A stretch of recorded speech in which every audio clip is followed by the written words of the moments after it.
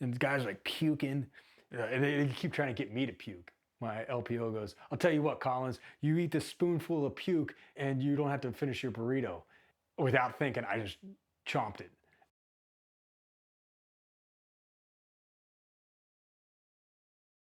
So my name's John Collins. I served in the United States Navy, and I was in from October 2006 until October 2018. Grew up in Sykesville, Maryland. I went to a private school, Christian school, from kindergarten to 8th grade. Played a lot of sports, football, wrestling, lacrosse, swam. I had a good childhood, but my parents did get divorced right around the time as I was going into high school. So like 7th, 8th grade, and then into high school, and that kind of changed the trajectory of my life and the structure of my life. By my parents getting divorced, I used it as an opportunity to be off the leash, because my parents were strict when I was growing up, like very hands-on, like couldn't go here, couldn't go there. Sports definitely kept me active, and it kept my friend group tight. Going from private school, elementary school, middle school, and then to a public school and high school, it was a whole new group of people. But because I was active in sports in my early years, I ran into those same friends when I went out for wrestling or lacrosse or things like that. So, but I would say, the divorce was probably the most significant thing, because, our family just kind of spread out and went in different directions. And like I said, I used it as an opportunity to kind of do whatever I wanted. In high school is when I started smoking weed and kind of hanging out with different people and just kind of running amok a little bit. And then, I ended up circling back to what I wanted to do, which was join the military.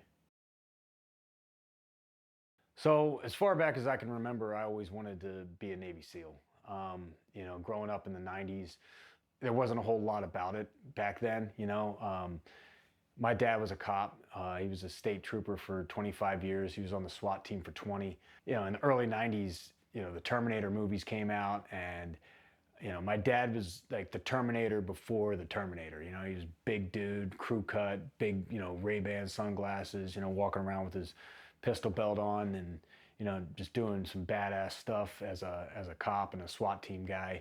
And, so I always looked up to him, but I never wanted to really be a cop. I was like, if I'm going to fight bad guys, like I want to fight bad guys, like overseas. Like I was never about going after, the American citizen.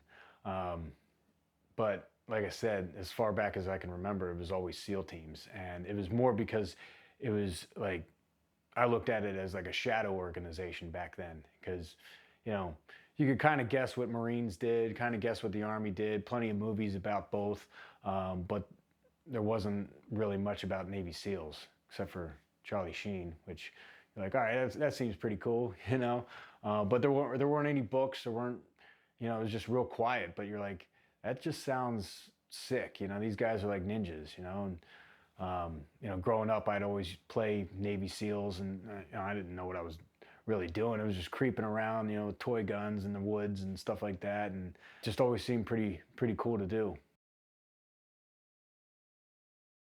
When I went to high school, and I started smoking weed and, hanging out with the wrong type of people, I kind of lost track of that ambition and that dream of being a SEAL. It wasn't until after high school, when my friends had all gone on to college and they were pursuing careers. I was working at a Hollywood video store. And, I'm a big movie guy, and I was working there, and I was just kind of just hanging, not really doing much as far as like ambition goes.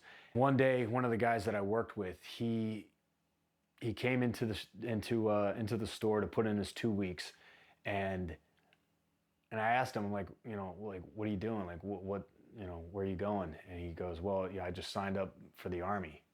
I'm like, the Army? I'm like, really? He's like, yeah. He's like, I shove off in 2 weeks. I'm like, so you're putting in your 2 weeks and you're leaving in 2 weeks. I was like, all right. And I was like, well, why wouldn't you do the Marine Corps? Or, you know, like if you're going to go in the military, why not like go all out, like go for the, you know, the best. And he's like, I don't know, this is, you know, it's just what I want to do. It's like, all right, whatever. And I'll never forget, he left the store and he walked in front of the window in front of me, and the look on his face was like this stoic, like proud, like look. Even though, you know, he hadn't done a day in the Army yet, like he just had this like sense of pride that I'm like, it kind of set me back where I'm like, who am I to be judging this dude for going into the Army versus the Marines or whatever else when I'm not doing anything? You know, here I am working, you know, putting DVDs back in the DVD cases. And this guy's, you know, he's about to go, this is post 9/11, he's about to go sign up to go to war.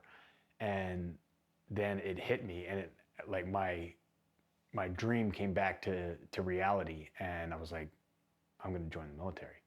And I went home and I told my old man, and he kind of looked at me like sizing me up, like, all right, we'll see. And the next day I went on a run, only made it about a mile before I gassed out. But that was like the first step in the direction of joining the military. So went to the recruiter and showed up and was like, I want to be a SEAL. And I made their job easy. They're, you know, they're fat, dumpy recruiters that, you know, whatever their rate was, they're like, you know, like I said, I made their job easy. Like I just showed up, like they didn't have to make a sale or anything. I'm like, all right, well, let's see how many push-ups you can do. So I dropped down, I think I cranked out like 90 push-ups in a minute, and popped back up, and like, all right, well, this is what you got to do, and you got to take your ASVAB, and you know, we got to get you squared away with this, that, and the other word. And you know, it was pretty easy as far as dealing with the recruiter. I failed the ASVAB the first time I took it, and then they were kind of hounding me like, hey, you still want to do this? You still want to join the military? Blah, blah, blah. I was like, yeah. And I went and I got a book and I studied up on the ASVAB and all that stuff. And and I ended up retaking it, and I barely passed. And it wasn't until later that I found out that if I would have failed that second test, I wouldn't have had a shot going into the military, or at least getting a SEAL contract. So I get my SEAL contract. I was 21 at the time. I wasn't leaving for the Navy until October. So I just used that 4 or 5 months to just train. And you know, like I said, back then there wasn't a whole lot of information about how to train for BUD/S. It was basically you have to pass the PST, which is the physical screening test, which you start out, you have to swim 500 meters in a pool, either combat side stroke or breaststroke, 500 meters in, I think it was like under 12 minutes, minimum of 10 pull-ups, 60 sit-ups, 50 push-ups, and a 1.5 mile run in under 10.5 minutes. So that's all I did. My training was just doing the PST. So for 5 months, I would just swim, run, push-ups, pull-ups, sit-ups, and I just rinse and repeat every day until I shoved off for boot camp. You know, boot camp's 3 months, so November, December, January, I was in boot camp. But they had a program for guys that had SEAL contracts. So every morning you could go do, I think it was called the Dive Motivator program, where you walk across the street with, you know, the group of guys that are going to BUD/S with you, or have orders to BUD/S, and before everybody else in boot camp wakes up and starts the day, you go do like a 2-hour PT session with, they had a SEAL motivator there. It was like a coach, and he just put you through some swimming, some running, some, you know, calisthenics, stuff like that. It was just like, it was extra PT to kind of make sure you're in shape. But I mean, looking back on it, it wasn't enough. And since then, I know guys that go through BUD/S, or before they go through BUD/S, they do, it's called BUD/S prep. And after guys graduate boot camp, they can have up to 6 months in BUD/S prep. When I went back to BUD/S, I actually did about 2 months of BUD/S prep, and it's a good program. You know, I think you swim 3 days a week, you run twice a week, and then you PT every day. So it's a good, it's a good little pre-training before you get to BUD/S. Especially if you don't know, if you're not good in the water or good with running or any of that stuff. It's good to kind of have that extra time to train. You know. So going to BUD/S, that's pretty much the meat and potatoes of my story. It took me 6 years to get through a 1-year pipeline. So joined the Navy in 2006. Went through my first class in 2007. 264 was my first class. You show up day one and you are wide-eyed and bushy-tailed. You don't really, there's not much context except for knowing that not everybody makes it. In fact, a small percentage of guys make it through. You just hear about people quitting all the time and how hard it is. So you show up, and back then in 2007, man, it was like Animal House, you know, like you got students running around all over the place, and you know, you see the guys in the brown shirts, and you know, like they made it through Hell Week, and you know, they're talking shit to the white shirts, and but it was cool, man. Like there wasn't a whole lot of oversight when you weren't in the training. So like when you got back to the barracks, you know, guys were just kind of walking around, shirts off, just talking shit, you know, hanging out. But the training itself it's on another level. Especially back then, you know, early 2007, you know, guys, like team guys were overseas in Iraq and, you know, getting after it. And so the cadre that we had, especially in first phase, you know, because first phase is the gauntlet, you know, that's where they call them the gatekeepers, the instructors. And these guys are getting back from these, you know, kinetic deployments. So when you show up to training, man, they're on you and they are hammering you. So my first class, 264, they beat the hell out of us. And you know, you start out BUD/S. When you first check in, it's called PTRR. So it's like physical training, rest and recovery is what they called it back then. So you're running around, you got a red cross on your white t-shirt, and that lets the instructors know like these guys aren't ready to be hammered yet. But once you're cleared, gloves are off. And I mean, instructors can see you across the street and, you know, tell you to hit the surf. And it's kind of cool because, you know, you feel like, all right, I'm there, I'm on the path, and I'm moving towards my goal. And yeah, so 264, I get through PTRR, start INDOC, and back then, you know, INDOC was it was the very beginning. You have to do the PST day one, swim, pull-ups, push-ups, run, and then as long as you pass everything, you're clear to train and move forward. So make it through INDOC. INDOC's just a taste of what first phase is like, and I'll never forget. You know, INDOC's like 2 or 3 weeks, and the Sunday before first phase, day one of first phase, you have your class up party. So everybody's hanging out at the barracks, you're barbecuing, everybody shaves their heads. I remember guys like laughing and joking and just thinking like, oh yeah, if INDOC is anything like first phase, like BUD/S is going to be a breeze. And I'm like, because you don't get many quitters in INDOC, you know. It's like I said, it's just a taste. You get a little bit of a beat down here and there. You get like log PT, like familiar. It's like a log PT fam, and then like a surf torture fam. So it's like just a taste, not enough to like really make you quit. And there was probably a few quitters in INDOC anyway, but not enough to where I'm like, you know, this is real.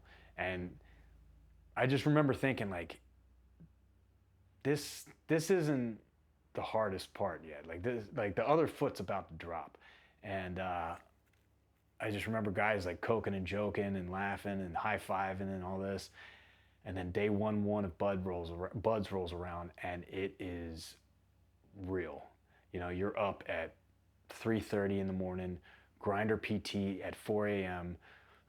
You know, it's at zero dark 30 to, you know, it's it's real. You know, you're getting sprayed with fire hoses, you're hitting the surf, you're coming back wet and sandy, you're getting, you know, hammered on a grinder.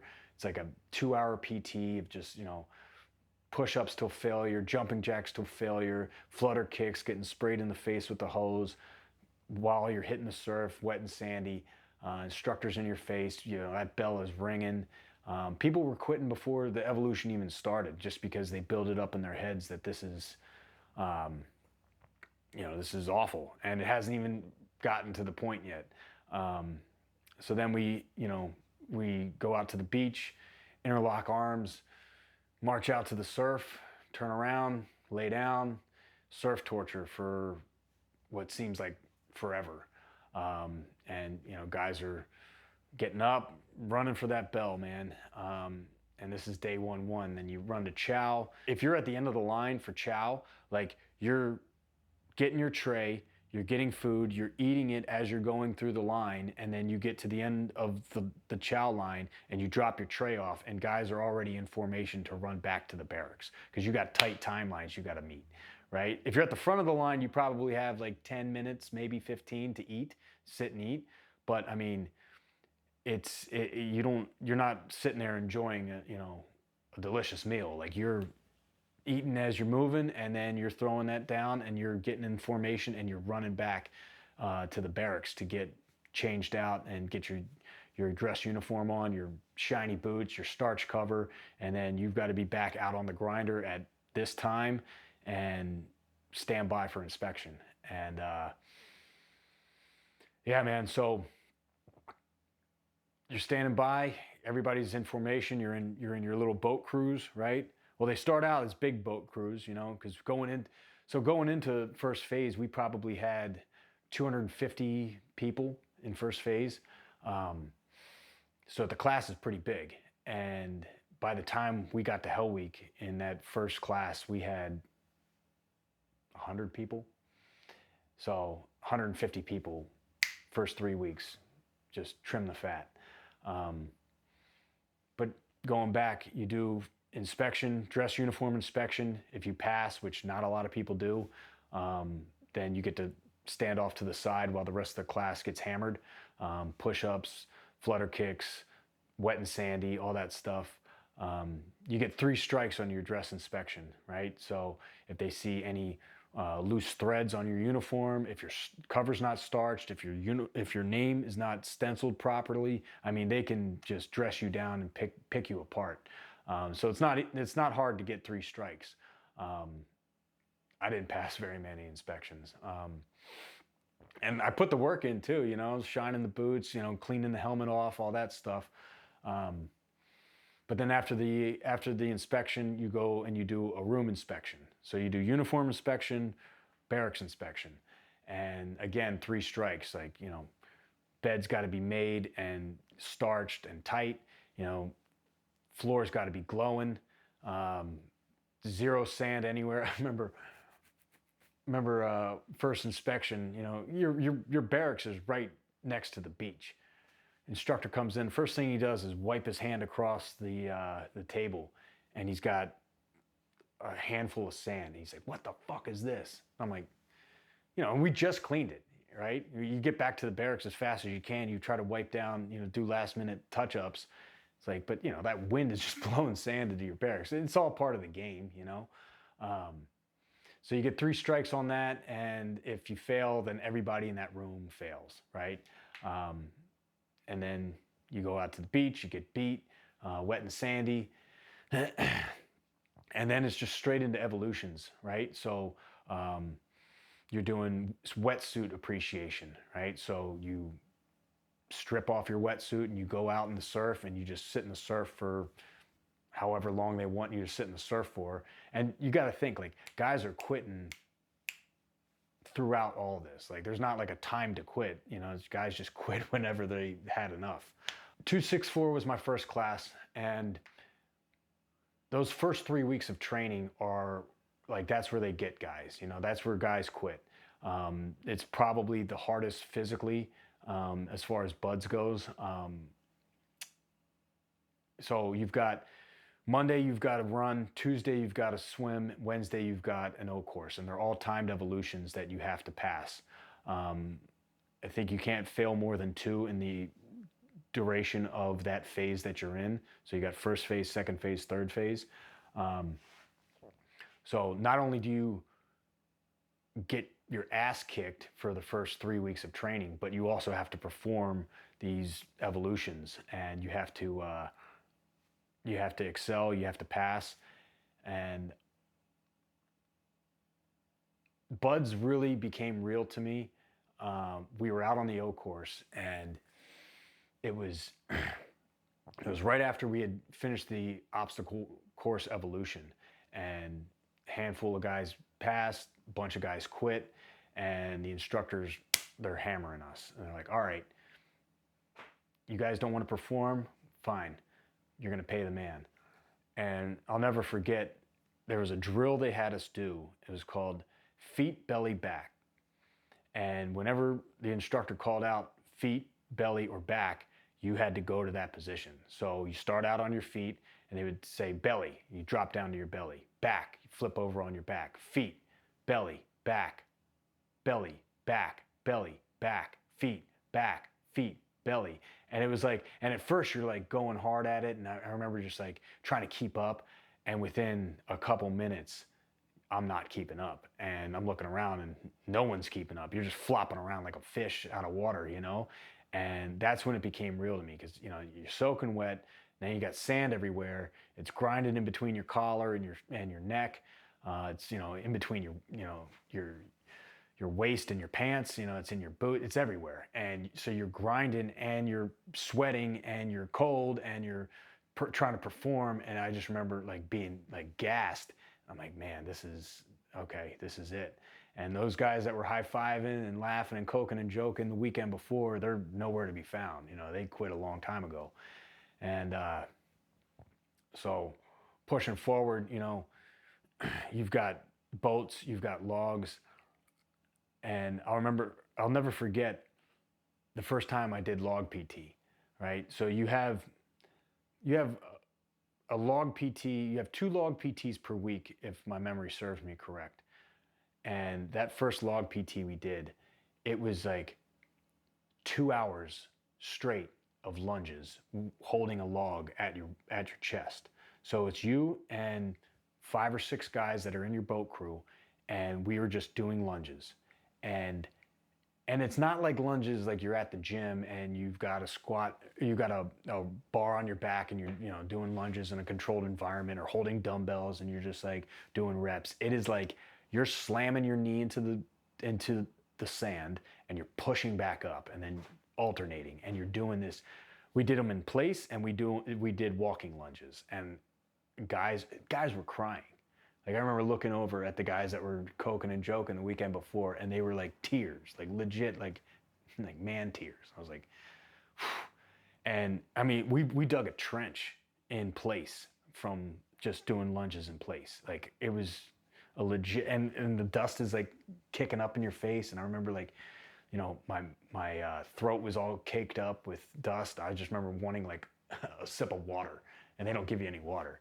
And yeah, man, it was gnarly. Like, you lose the most people in buds is log PT, carrying boats on your heads, and surf torture. Like, those are the top 3 things that guys quit for.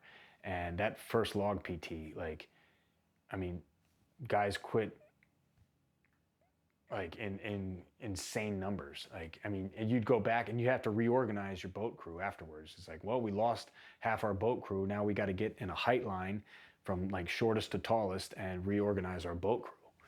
And so, I mean, that's the first 3 weeks. It kind of starts to taper off that 3rd week, just because you're getting prepped for Hell Week, which is the 4th week.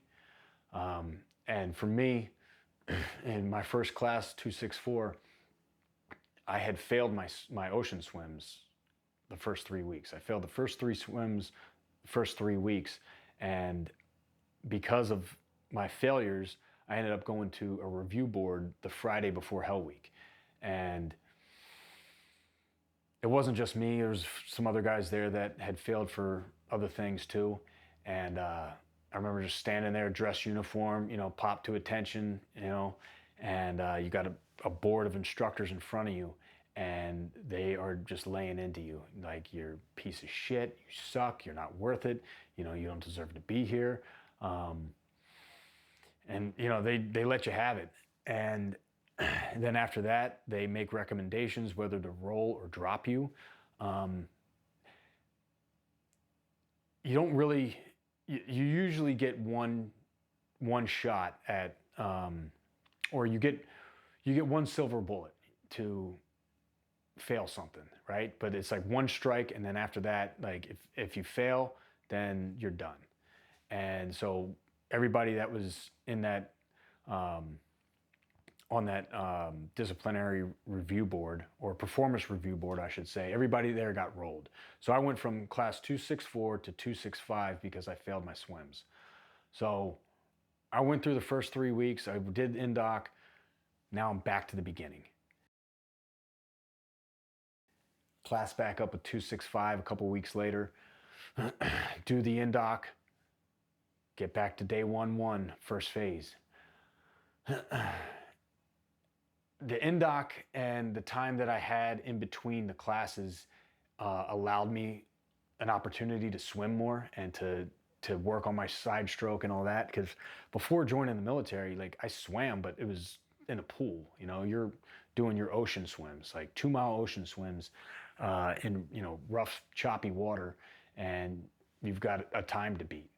And I was failing pretty bad at my swim times. So in between my rolls, I had an opportunity to get in the pool, swim, get my stroke down, and then reload back into first phase again. And nothing changed as far as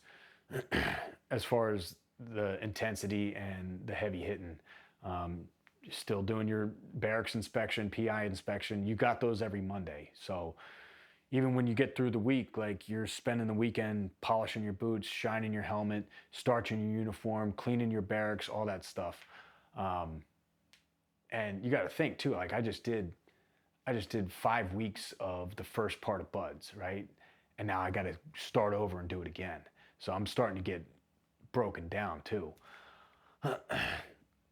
But I'm passing my swims. I barely passing, but passing enough to where I was able to enter into Hell Week. So class 265, Hell Week, it was in June of 2007. Breakout is on a Sunday night, and it is chaos. You got machine guns going off, explosions, guys hitting the surf, guys quitting. It's just people are running amok, and it's controlled chaos though. The instructors know what's going on, but you're just kind of running around like looking for your guys, trying to keep an accurate head count. And breakout lasts about an hour or so, and then right into the water, surf torture. Getting surf tortured for an hour or so, and then you're on a log and you're doing lunges. You're doing they have a thing called the circle of death, where you got sand berms, then you got the beach, and then you got the ocean. So you're on the beach with your log, and you run down the beach, and then up and over the berm, and then back up the beach, up and over the berm, and then you just go in a circle. And you're going up and over this berm. It's soft sand, and you're holding this log, and you're just digging. And I just remember my legs were just toast. You're dehydrated, or you feel like you're dehydrated because you really don't get water breaks. And again, like that's 2007, and this instructor cadre that I had, they were hardcore, man. Like they were putting the screws to us. And then, after you finish this log PT, you're carrying boats with you everywhere, right? Because you do a lot of stuff in the water, surf passage, rock portage, stuff like that. So you got to carry this boat with you everywhere. And we ran probably 9 miles from the compound down to Imperial Beach on hard sand, just getting the boats pushed by instructors. You know, guys are dropping out, quitting, and you got this thing, this big rubber boat, like bouncing on your head as you're running, and it's just like, it's just hammering you down. And I mean, it's real, man. And you know, you're freezing cold too. I mean, you're always hitting the surf. You're never dry. For me, I never thought about quitting during the training. There was a guy that I was good buddies with, going into buds, and I remember Monday morning we were doing surf torture, and I'm like, yeah, this sucks, but I'm like, I'm not anywhere close to quitting. And you know, we were locked arms in the surf, and he's like, dude, I'm done. And that kind of like took me by surprise, because in my mind, going into, like, I'm going into this with like a no quit attitude, you know, like it never creeped into my head, like go, you know, you can't do this, go ring out. And then when this guy said that I'm done, like I kind of like snapped my head at him, like, what? And he's like, yeah, man. He's like, I'm over it. I'm like, dude, come on, like. And he's like, no, I'm done. And I didn't try to convince him for very long. And I was like, fine, dude, get the fuck out of here. You know, I just kind of like shrugged him off me and like locked arms with the other guy, and I never saw him again, because your friends, they're not your friends after they quit, you know? You don't really make a real tight friend group until after Hell Week, or at least I didn't. So when you're carrying this boat on your head, you've got 6 positions. You got the 2 guys in the front, 2 guys in the middle, 2 guys in the rear. And you have like a 6-man boat crew. Sometimes you'll have 7, and that guy's in the middle towards the back. But the 2 spot, which is in the middle of the boat, that's where it's the heaviest. And like, that's where you carry the most weight. And I'll never forget, one of my instructors, he had it out for me. You know, sometimes instructors, they'll zero in on a guy and they just go for him. And this guy, he had it out for me. I think he was just trying to get me to quit. And I remember him coming up to me and grabbing me by my collar. And he like grabs my throat too. And he's like, Collins, you're gonna stay in this fucking 2 spot until I tell you to get out of this fucking 2 spot. And he's like punching me in the throat. And I just like, you know, all you can say really in first phase at least is hoo-yah or negative, like check or no, right? And I just remember screaming in his face, hoo-yah, but in my mind I'm like, fuck you, you know, like it's just as loud as I could, right? And I stayed in that 2 spot, man, and I was just like getting hammered. It's a gauntlet you go through, you know. This is trial by fire. Like, this is it, you know. This is where the rubber meets the road, or where the rubber meets the head. And yeah, man, so made it through Hell Week. You know, you get to a point where you know, it doesn't stop being cold, it doesn't stop hurting, but it kind of, I don't want to say it lets up, but it's like, at this point, nobody's quitting, you know. Past Wednesday of Hell Week, like, nobody's really quitting. It's Sunday, Monday, Tuesdays where they like are chopping that class down. So we went in with 90 guys into Hell Week. We came out with 39. So half the class is gone. And you know, I'll never forget like getting secured from Hell Week and being like, man, like, hell yeah, did it. You know, like that was like what I had been building up in my mind for years. You know, it was like Hell Week, Hell Week, Hell Week, you know. Because again, you know, growing up, there wasn't a whole lot of stories or interviews or books or whatever about SEAL training. It was just whatever you built it up in your head to be. And then, you know, you hear about Hell Week and you don't sleep and you just getting hammered the whole time. And so in my head, I was just like, Hell Week is SEAL training, you know? So getting secured from it was just like the greatest feeling. When you get to Friday, so Hell Week starts on a Sunday, it ends on a Friday afternoon. It ends the way it starts, right? So because you're in zombie mode at that point. You're just kind of shuffling around and getting, you're still getting yelled at and hitting the surf and doing all that stuff. But again, it's all kind of controlled. Like they're just herding you around. And when Hell Week's coming to an end when it kicks back up. So you hear the machine guns going off, the smoke grenades going off, the yelling on the megaphones, just in your face, and hitting the surf, coming back, interlocking arms, going out to the surf, turning around, laying down, doing surf torture, and you do surf torture for another hour or so at the end of Hell Week, and then with surf torture they make you, they're clever because they make you go in. You sit down, you get washed over with the waves for however long, then you get up, you march back to the beach, you strip off clothing, then they make you put your arms up in the air and spread your fingers. So it's like you think you can kind of trap some heat under your arms and clench your fists and try to keep some heat. Well, they make you put your arms up in the air and spread your fingers to get that cold air in those warm spots and keep you cold. Well, and at the end of Hell Week, it's coming to an end when you're doing that surf torture, and then you think it's never going to end, and they tell you to march forward into the ocean, and then they tell you about face, and you turn around and you see the entire cadre standing there, and they got a big American flag. The CEO of the command is there, and you're just like secured, and it's just like, I mean, it's kind of crazy because you've been in this like sixth gear grinding, like drive go mode for 5.5 days, and then you see this, and it's kind of hard to take it in at first. And then they gather everybody up.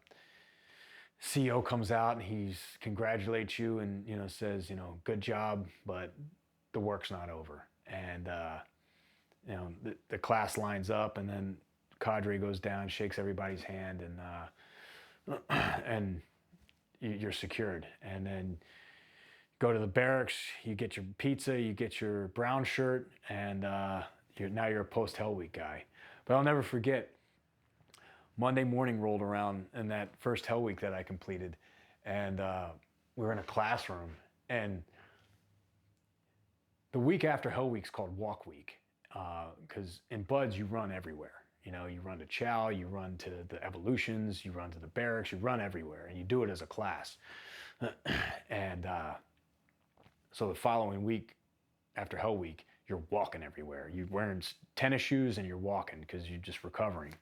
And then you do like active recovery in the pool and stuff like that. They let up for a few days just to let you get your body back.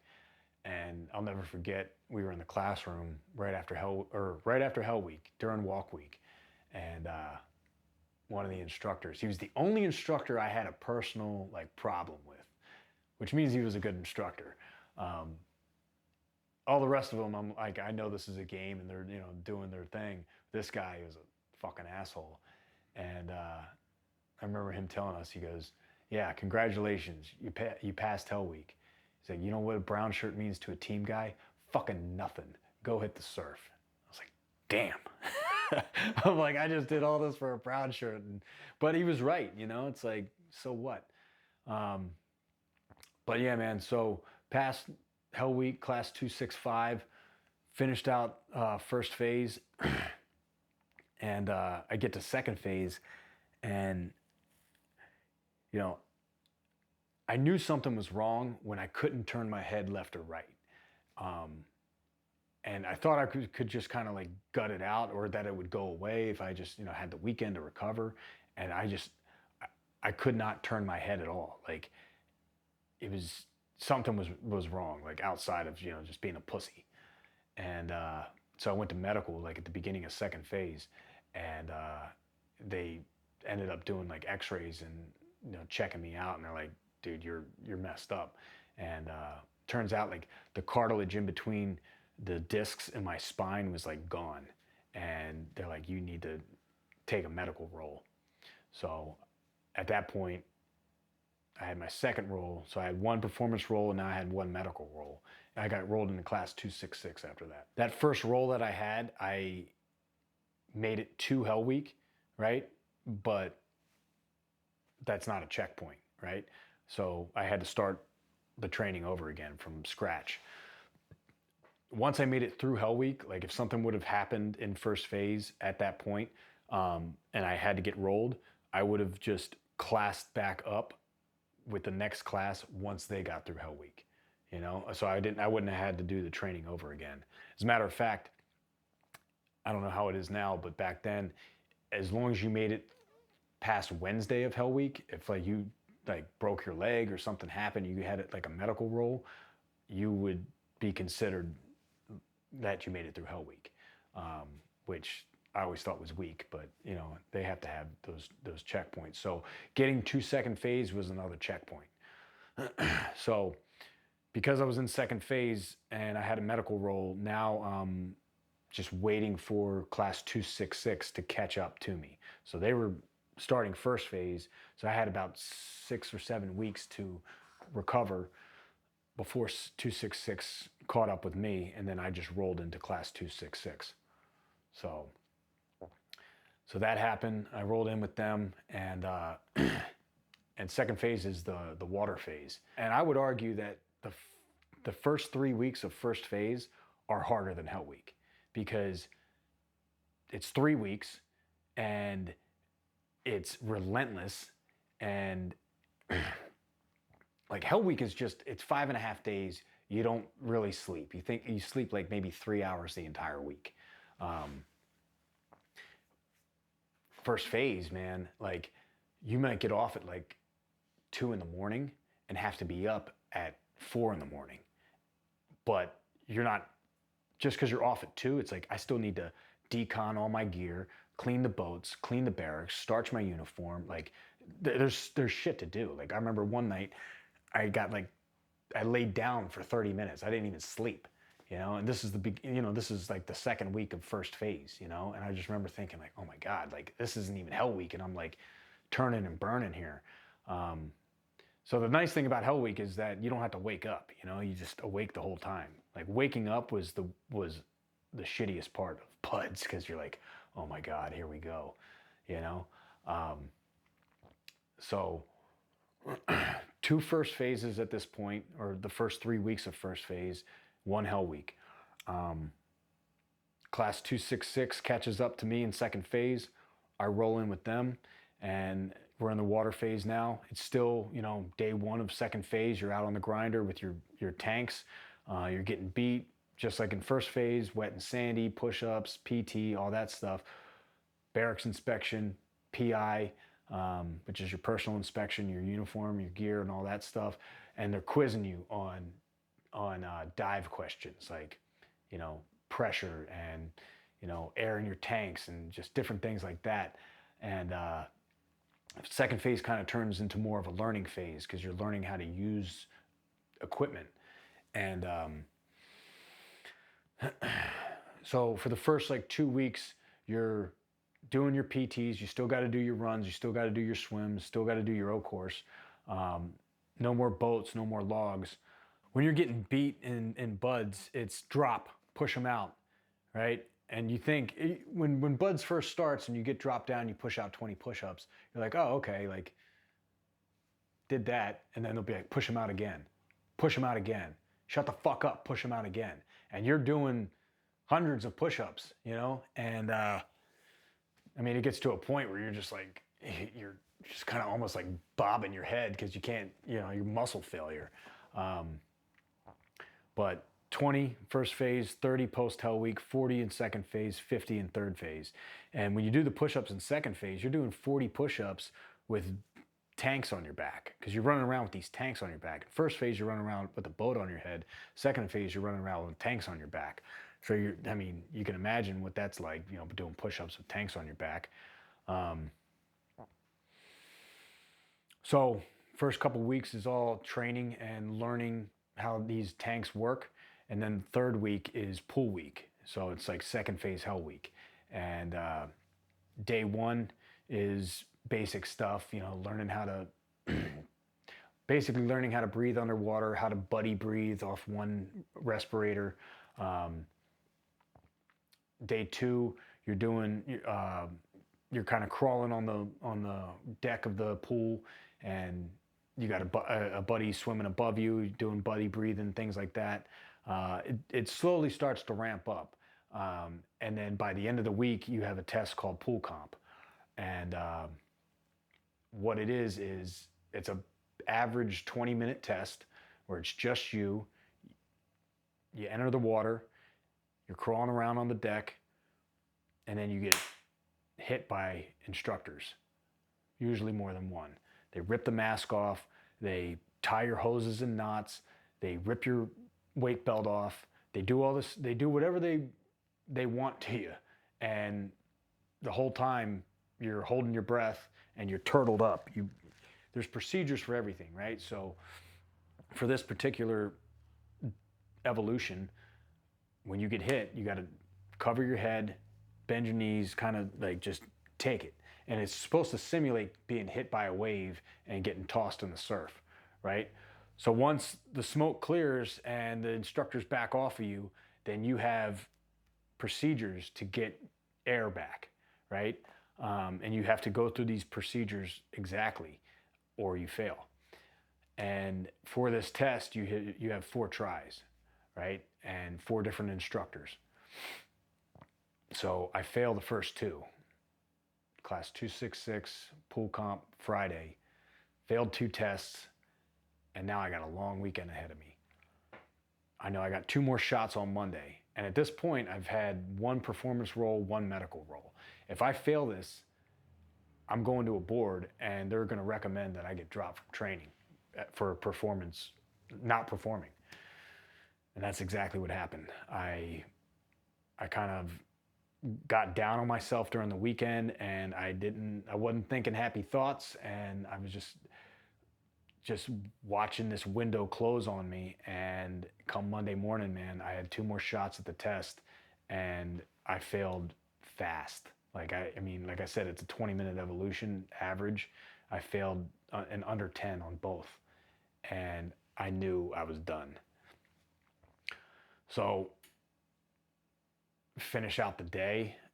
Actually, I don't even know if I finished out the day. I think at that point they're like, go get your dress uniform on. And it was me and a few other guys, and we had to go to a board, stood in front of the board. Yep, you failed. Yep, you've had a roll already. Yep, you're gone. You know, it was just like that. There was no appeals. There was no reasoning. There's no going to, a sea daddy and pleading your case. Like, that was it. So at that point, man, 3 buds classes, 2 first phases, 1 hell week, gone. And at that point, I had to go get all my shit cleared out of the barracks and go across the street to the recruiter and figure out what I'm going to do next, because you are no longer going to be a Navy SEAL. And that was crushing, man. It was like, it was the worst, dude. And I was in this, like, it felt like a dream. Like, all this stuff's happening around me, but I'm just like it's not clicking, And yeah, I just remember that first night, like, I was standing in the shower and I was just crying. I was like, I can't believe this, It's because it's not like I quit. Like, I never had that thought of like, I can't do this, or it's too hard, or it's too cold, or whatever. I gotta quit. It was like, I did not step it up, and I did not do what needed to be done to be a SEAL. So, I called my old man and I told him what happened, and he was like, all right, well, remember this feeling that you've got right now. You don't ever want to feel this again. Now, what are you going to do next? Like, what are you going to do?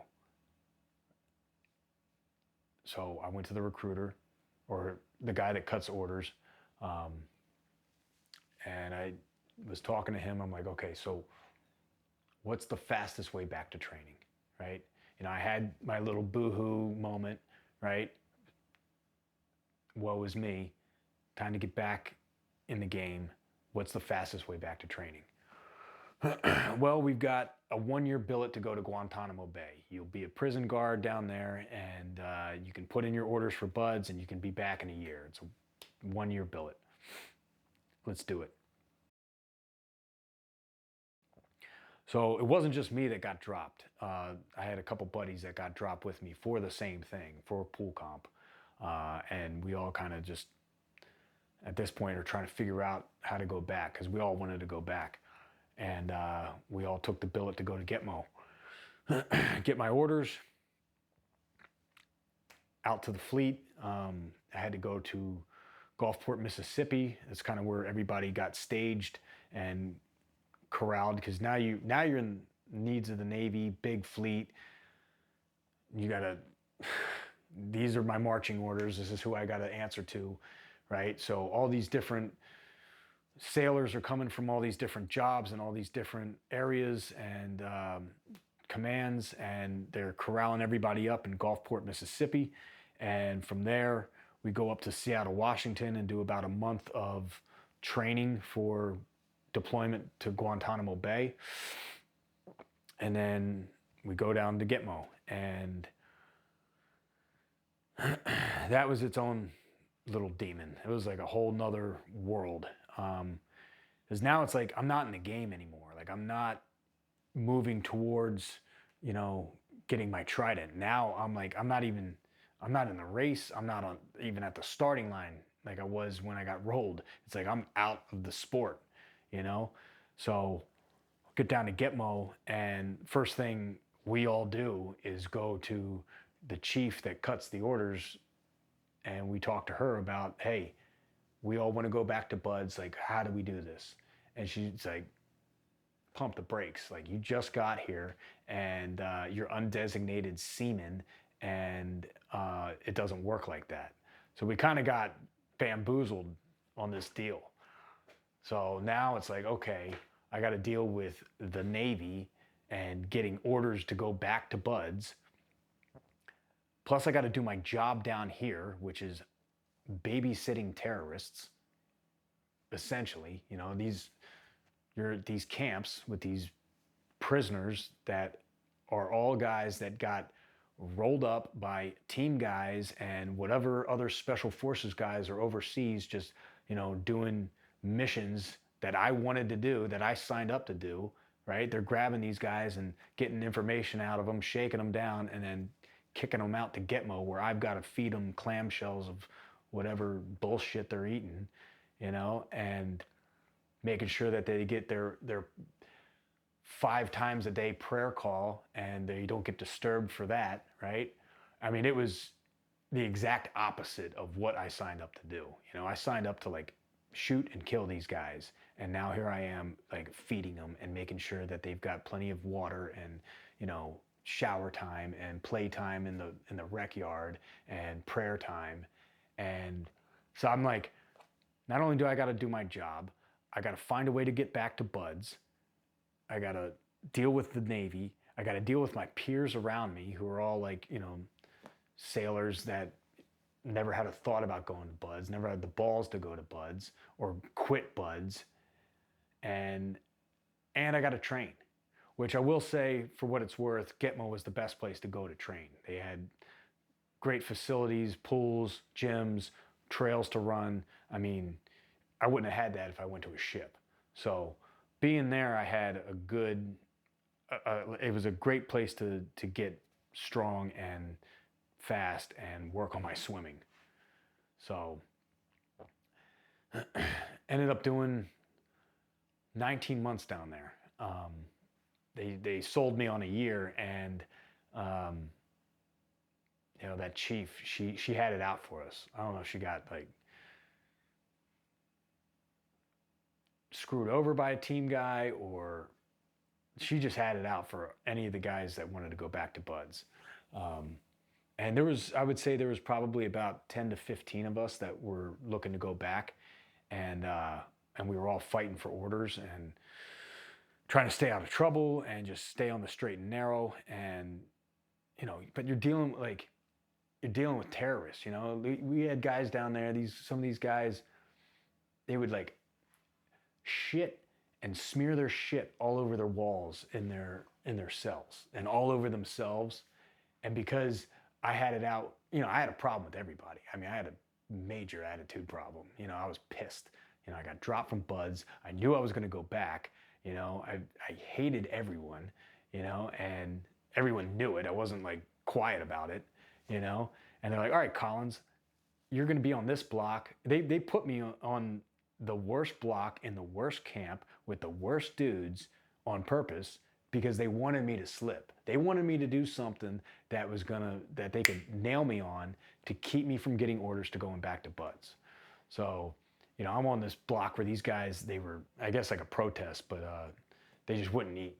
So we had to take them out of their cells and put them in chairs and tube feed them, right? So they would get like an IV or whatever. It would go up their nose and down into their stomach, and they would have like a bag that they would just put like protein or whatever to feed them. But these guys are covered in shit too, from like head to toe, and they did that to like fuck with us, and this is what I'm dealing with. But it was like, I'll tell you what, it was good motivation to get back. It was good drive. It kept me remembering why I signed up to do this, So I'm down there 19 months with my buddies. We're all figuring out ways to get back. Eventually we kind of break through. Like, it got to a point where it's like, at first I didn't want to cause any problems. I didn't want to I wanted to play the game and just play it fair. And then I just started seeing how nobody else was. So, and how they were like, you're never going back to buds. You gotta strike a rate. You gotta get a job. You gotta go out to the fleet and serve your time. And then maybe you can go back. I was like, that's not what I'm doing. Right? So it did turn out that I had to get a rate in order to go back. They weren't gonna cut me orders as an undesignated seaman to go back to training. So the two rates that they had available were gunner's mate and AO, which is like aviation ordnance. And I went for gunner's mate because I'm like, well, at least it's guns. And turned out like all the guys that picked the AO rate, they all had to go out to the fleet and do time in the fleet needs of the Navy and serve in their job. By picking GM, I was able to squash that. And like I said, I backdoored people. Like, I was like, you say no, I'm going to this person. I'm going to this person. I'm going to go above you, And I ended up, swindling some orders. And I remember, man, like when I finally got my orders back to buds, I like pinned them on the corkboard in my room. And I'm like, that's my trident right there. Like, that is it. Like, that's all I needed was orders back to buds. And it was like we joked that like getting orders back to buds was going to be harder than getting through buds, because doors were slamming in our faces. Like, people wouldn't give us the time of day. They would, like, I would have an appointment to go do my my dive motivator test, and they would try to like schedule something. They would find out about it, and they would schedule something for me to do. Like, the big Navy would schedule something for me to do instead of going to my appointment. Like, they were just fucking with us for no reason. And well, really the reason is because we wanted to do something that these other sailors didn't have the balls to do. And a lot of them, chiefs, senior chiefs, it's like, for whatever reason, they just had it out for us. And, they saw how motivated we were, and they saw that, they knew that we didn't quit, right? We weren't just like guys that rang out that want to go get another try at it. It's like we got dropped, and we got dropped halfway through the training, right? But they didn't care, It's like, no, you're just a bud stud. You're not a SEAL, right? So I pissed a lot of people off, but I was pissed off too. It's like, you're not giving me a fair shake at this. It's like, I'm serving my time down here. Like, I actually felt like the prisoner down there, even though I'm the prison guard. It's the best feeling. And because at that point I knew, like, I had been training my ass off, swimming a lot, right? Stronger than ever, faster than ever. I was like at my peak in my 20s. I think I was like 24. So I get my orders back to buds. But before I go back to buds, at this point, they had developed the buds prep program at Great Lakes. So we had to go to Great Lakes first. And and do I think it was like 2 months I had to do there, and which was good because, like I said, it was a lot of swimming, which I was not strong in. Funny, I'm like a SEAL and I'm like a weak ass swimmer, you know. But it was cool that I had the opportunity to just keep swimming, keep running, PT. But like all the stuff that they were throwing at us, like I was crushing it because I'd been to Buds, I'd seen what it takes, and like I knew how to train for it, right? So I was ready, man. I was jacked, I was fast, I was like dialed, you know. I was like, I finally got my opportunity to go back, right? So I got dropped August 31st, 2007. I got back to Buds in December of 2009. Um, and it was freezing. So get back to Buds and do a couple weeks there, and then the whole command goes on holiday stand down. So there's no training, 2 weeks off. Guys are going home, you know, going on vacation or wherever they're going. I stayed at the barracks. I was like, this is what I am here for, and I don't care about anything else. And at this point, man, like I was so just like jaded and angry and ready to just get back on the horse and get through. And the whole time in my head, like it's pool comp that I'm thinking about, you know, because it's like I've done first phase, I've done Hell Week, like I know it's gonna suck, right? It's not easier just because I already did it, but I know that I can do it. So everybody goes on Christmas vacation. I stay at the barracks. I'm at the barracks Christmas Day. First week of January rolls around and we're in the water doing PTRR in dock, freezing cold. I remember at one point we're in the water, it wasn't surf torture, but we were in the bay just kind of getting, they were just freezing us just for the hell of it, you know? I remember seeing this like Christmas tree float by and then like a diaper float by right behind it. And I'm like, and it's just like freezing water, it's filthy, it's disgusting. And, you know, and so I classed up with class 281, which they were a bunch of hardcore dudes. Like that was a badass class. And, but it was freezing. It was the coldest Buds class I'd ever been in. And, you know, it's the beginning of January going into February. And, and the training's, it's just as hard, man. Like you're still getting crushed. It was a little bit more overhead and a little bit more oversight from the big Navy. Cause at this point, you know, it's 2009, you know, things have kind of cooled off a little bit. And I think the big Navy got hip to Buds and all this stuff. Like I think the, you know, Lone Survivor book had come out. You know, it's getting a little bit more eyes on. Everybody wants to be a SEAL now. There's all these interviews and things like that, you know, Fox News correspondents. It's getting a lot of attention, right?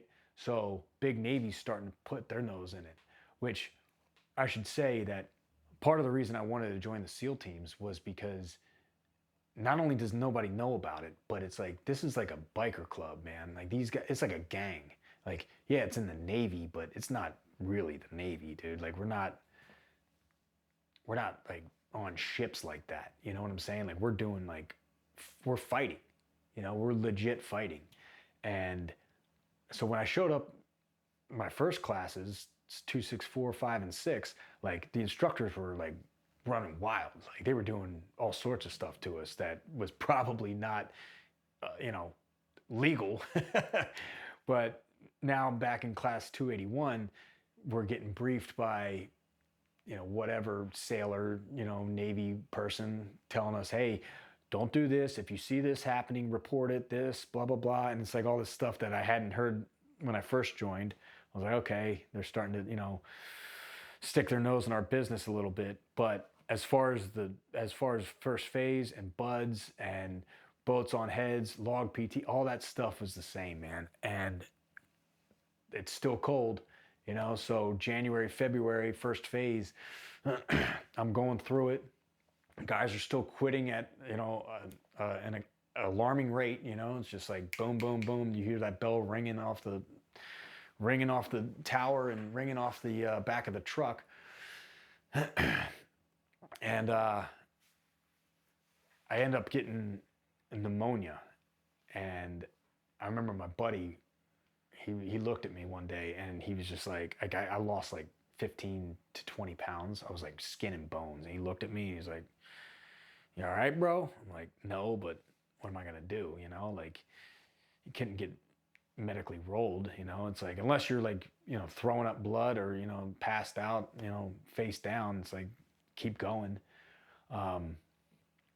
So start going through class 281, and I get I get to Hell Week. I'm passing my evolutions, even though I'm like kind of worn down.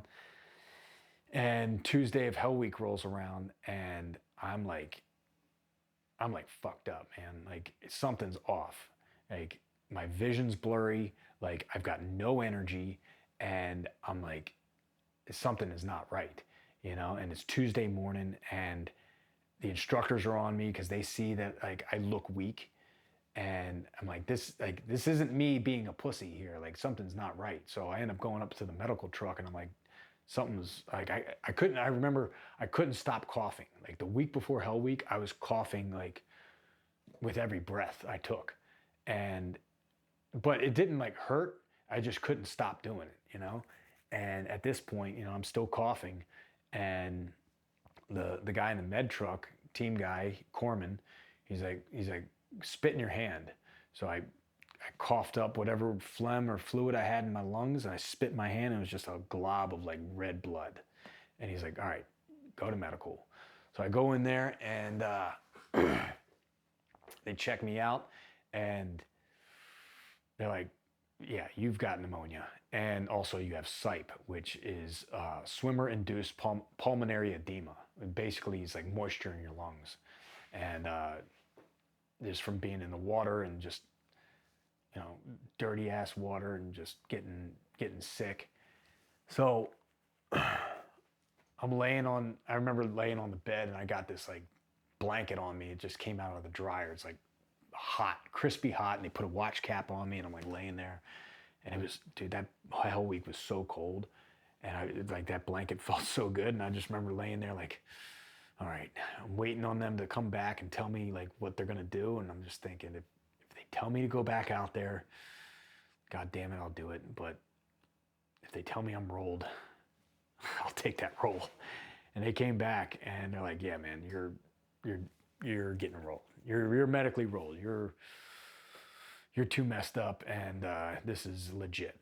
So I took the roll, but I'm also bummed too, because it's like first of all, getting through the hard classes, getting through the hard Hell Weeks, like that's the shit that people like to hear. Like nobody likes to hear that you just made it through, like you squeaked by, like in this class, like I made some good friends in this class. A lot of guys like went on to become great team guys, and you know, it was a hard class. It was freezing cold. Like I remember during that Hell Week, Sunday night, like 2 a.m, we're doing evolution called Steel Pier, where you're in the bay and you're next to this steel pier, and you are just treading water.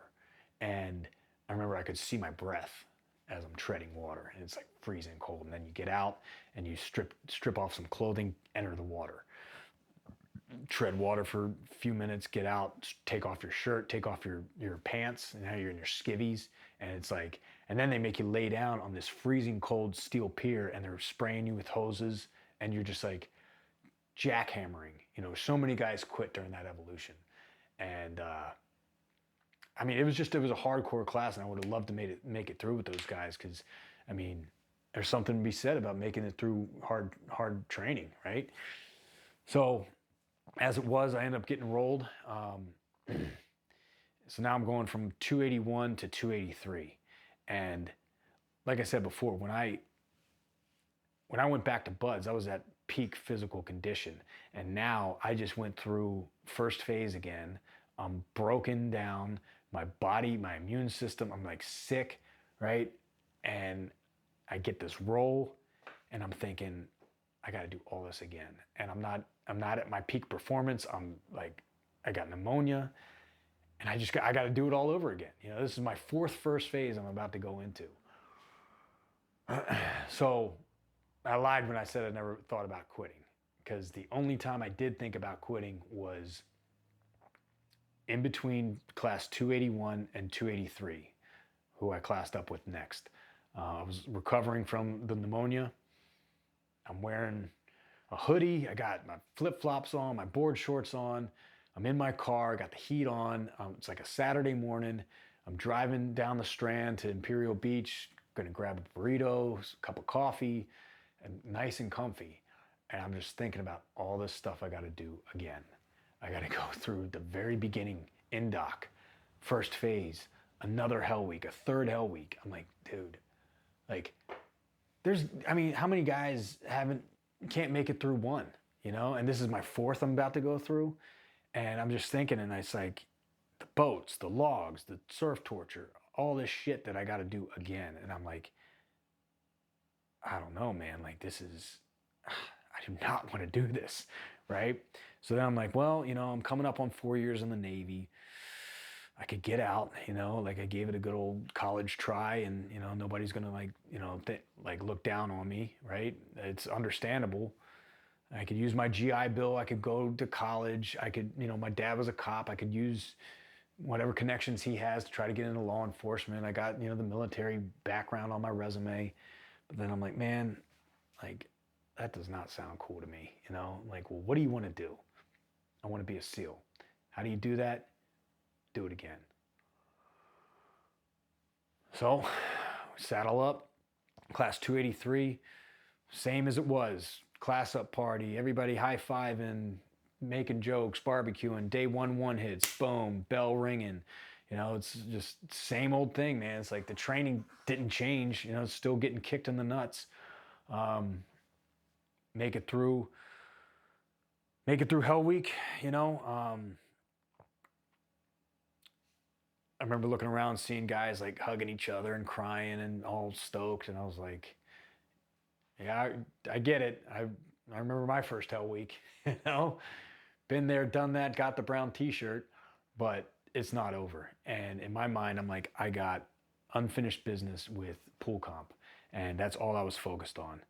And roll into second phase, class 283, and day one of second phase, I go to put my feet on the ground, getting out of my rack in the morning, and I almost collapse. Like, it's like lightning bolts from like my feet to my knees, and I can't walk. And I had to like limp out of my barracks, go to medical. It turns out I got shin splints. Like, Jesus Christ, I can't catch a break, man, you know? So I get rolled from 283, a second medical roll, which, you know, the first time going through buds, I might not have got that second medical roll, you know, those early 260s classes, I might not have got that. But because I had made it through Hell Week, I had a medical roll for pneumonia. It's like, you can't really help that, you know, it's almost like an act of God, you know? And so they're like, all right, well, you know, you're passing everything. You know, I hadn't failed any evolutions at this point. You know, my swims are like, before I was swimming like 100-minute swims. Now I'm in like the 75 minutes. Like, you know, I'm dialed on all my evolutions. Like, even though I'm broken down clearly because I'm getting rolled again for, you know, shin splints, you know, broken legs. So, but it's another roll. So get rolled, and that was a good class too, man. I was the LPO of that class. I had a good OIC. We were pretty squared away. It was good group of dudes. But as it was, ended up getting rolled to class 287 because it took me a while to recover from that injury. But it got to a point where I'm like, I'm just sick of being like in limbo. You know, it's like I need to get back into training and I need to get through this, man. You know, I mean, it's at this point, it's 2011. You know, it's like, or 2010. Like, dude, I joined in 2006. It's supposed to be a 1-year pipeline. You know. But as it was, I class up with class 287, and back in second phase, get to pool week, crush all the evolutions up until pool comp.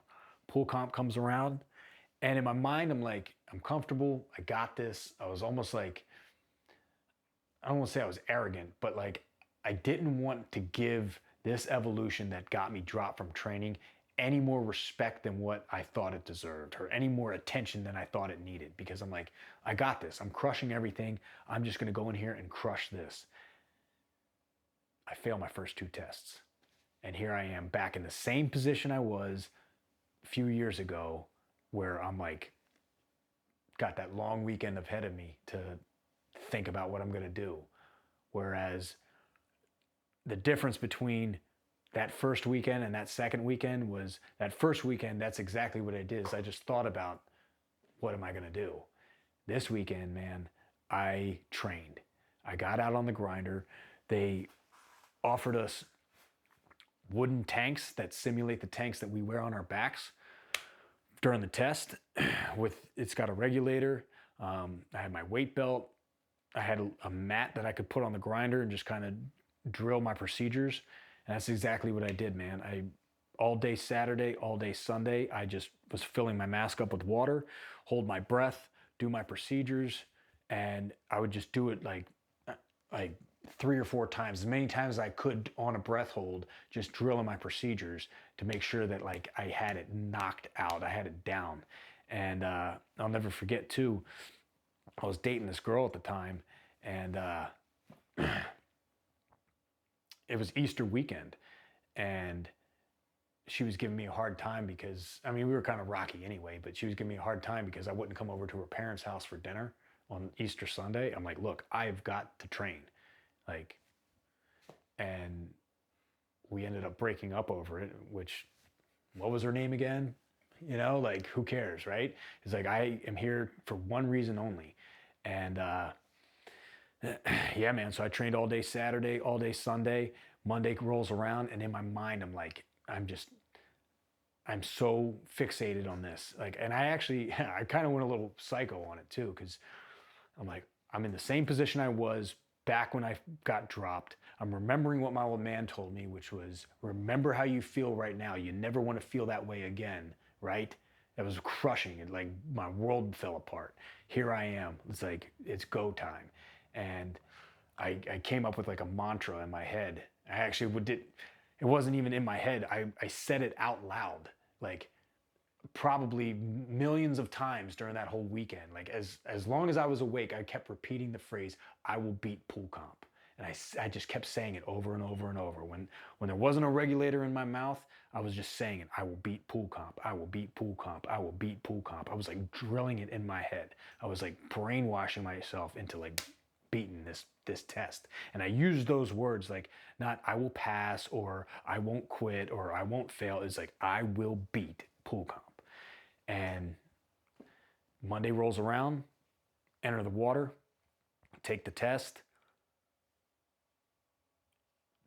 I come up, the instructor's like, how do you think you did? I think I did all right. You fucking crushed it. And I knew I did, but you know, you want to stay humble and whatever. But I mean, I was down there, and I nailed everything because of my mindset, because of the training I did, the time I took. And like, I was just like, this is it. This is why I'm here, right? Is to get past this, put it behind me, and move forward with training, and keep going after what I'm on this earth to do, which is to be a team guy, right? So the guy that I passed with, right, on this pool comp test, he his first class was class 266, the class I got dropped in. And then this was his last class that I passed with him with. So when he told me I passed the test, I was like, I just got to tell you, you were my first, or your first Buds class was the class I got dropped with. And it's just awesome that I'm passing it with you now. He's like, right on, go hit the surf. You know, like, it was just like, but I mean, I was so stoked that, like, you know, not only did I pass, but like, it just all kind of came full circle with, you know, this guy being the instructor that I had in the beginning, in the class I got dropped, and now he's rolling out. It's like, that's how much time had passed too. And to go back, like, when I rolled back into Buds, right, I kind of, I kind of knew a couple tricks of like how to, how to stay ahead of the eight ball. I mean, some things you just got to take it, right? But like day one of first phase, the cadre lines up, you're in the classroom, and they go down the line, they all introduce themselves, and you're expected to remember who each instructor is. It's like there's 20 of them. Like, how am I going to remember everybody's name? But what I had learned was have a notepad and write down names as fast as possible and try to like, memorize them. And, one of the instructors that was there, he was also there when I first went in my first three classes. And I remember him seeing me, he's like, how come there's only one motherfucker with a notepad and a pen? And it was probably my fault for not telling everybody, but I don't know. But it was just a little pro tip, right? And then after, we all got beat, same instructor, he goes, welcome back, Collins. So some guys, they were still there and they remembered me, and so it probably like this guy, you just can't get rid of him, so it was kind of cool to see some of these guys that were there back when I went through, and then they were still there, and some of them recognized me, some of them not so much, because I mean, these guys, you got to think they see however many thousands of students a year, and I mean, I'd seen thousands quit at this point, 6 buds classes, 2.5 hell weeks, like, I mean, but anyway, man, yeah, so I got through pool comp. It was like I was on cloud 9, but now it's like, now I'm in uncharted territory. This is all new to me, but I'm stoked about it because it's like, here I am just like driving on, like post pool comp, like I'm not letting up. I'm not going to like make the same mistake I did in 266, which is, think, oh, I passed hell week. Like might as well give me my Trident now or whatever I thought back then. It's like, hey man, the work's not over, right? It's never over. So quick story here about class 287. It's the class I ended up graduating with. I made it through the rest of training, no issues, no rolls, nothing like that. But this was the class that I didn't get along with at all. Every other class I was in, I had a bunch of my boys, like, little cliques, and then either got rolled or dropped, and they moved on without me. And this class I roll into, I don't get along with anybody. And maybe it's me, I don't know, probably. But I ended up becoming friends with a lot of guys later on. But there's one dude in particular where I don't know where this guy got off thinking that he was hot shit.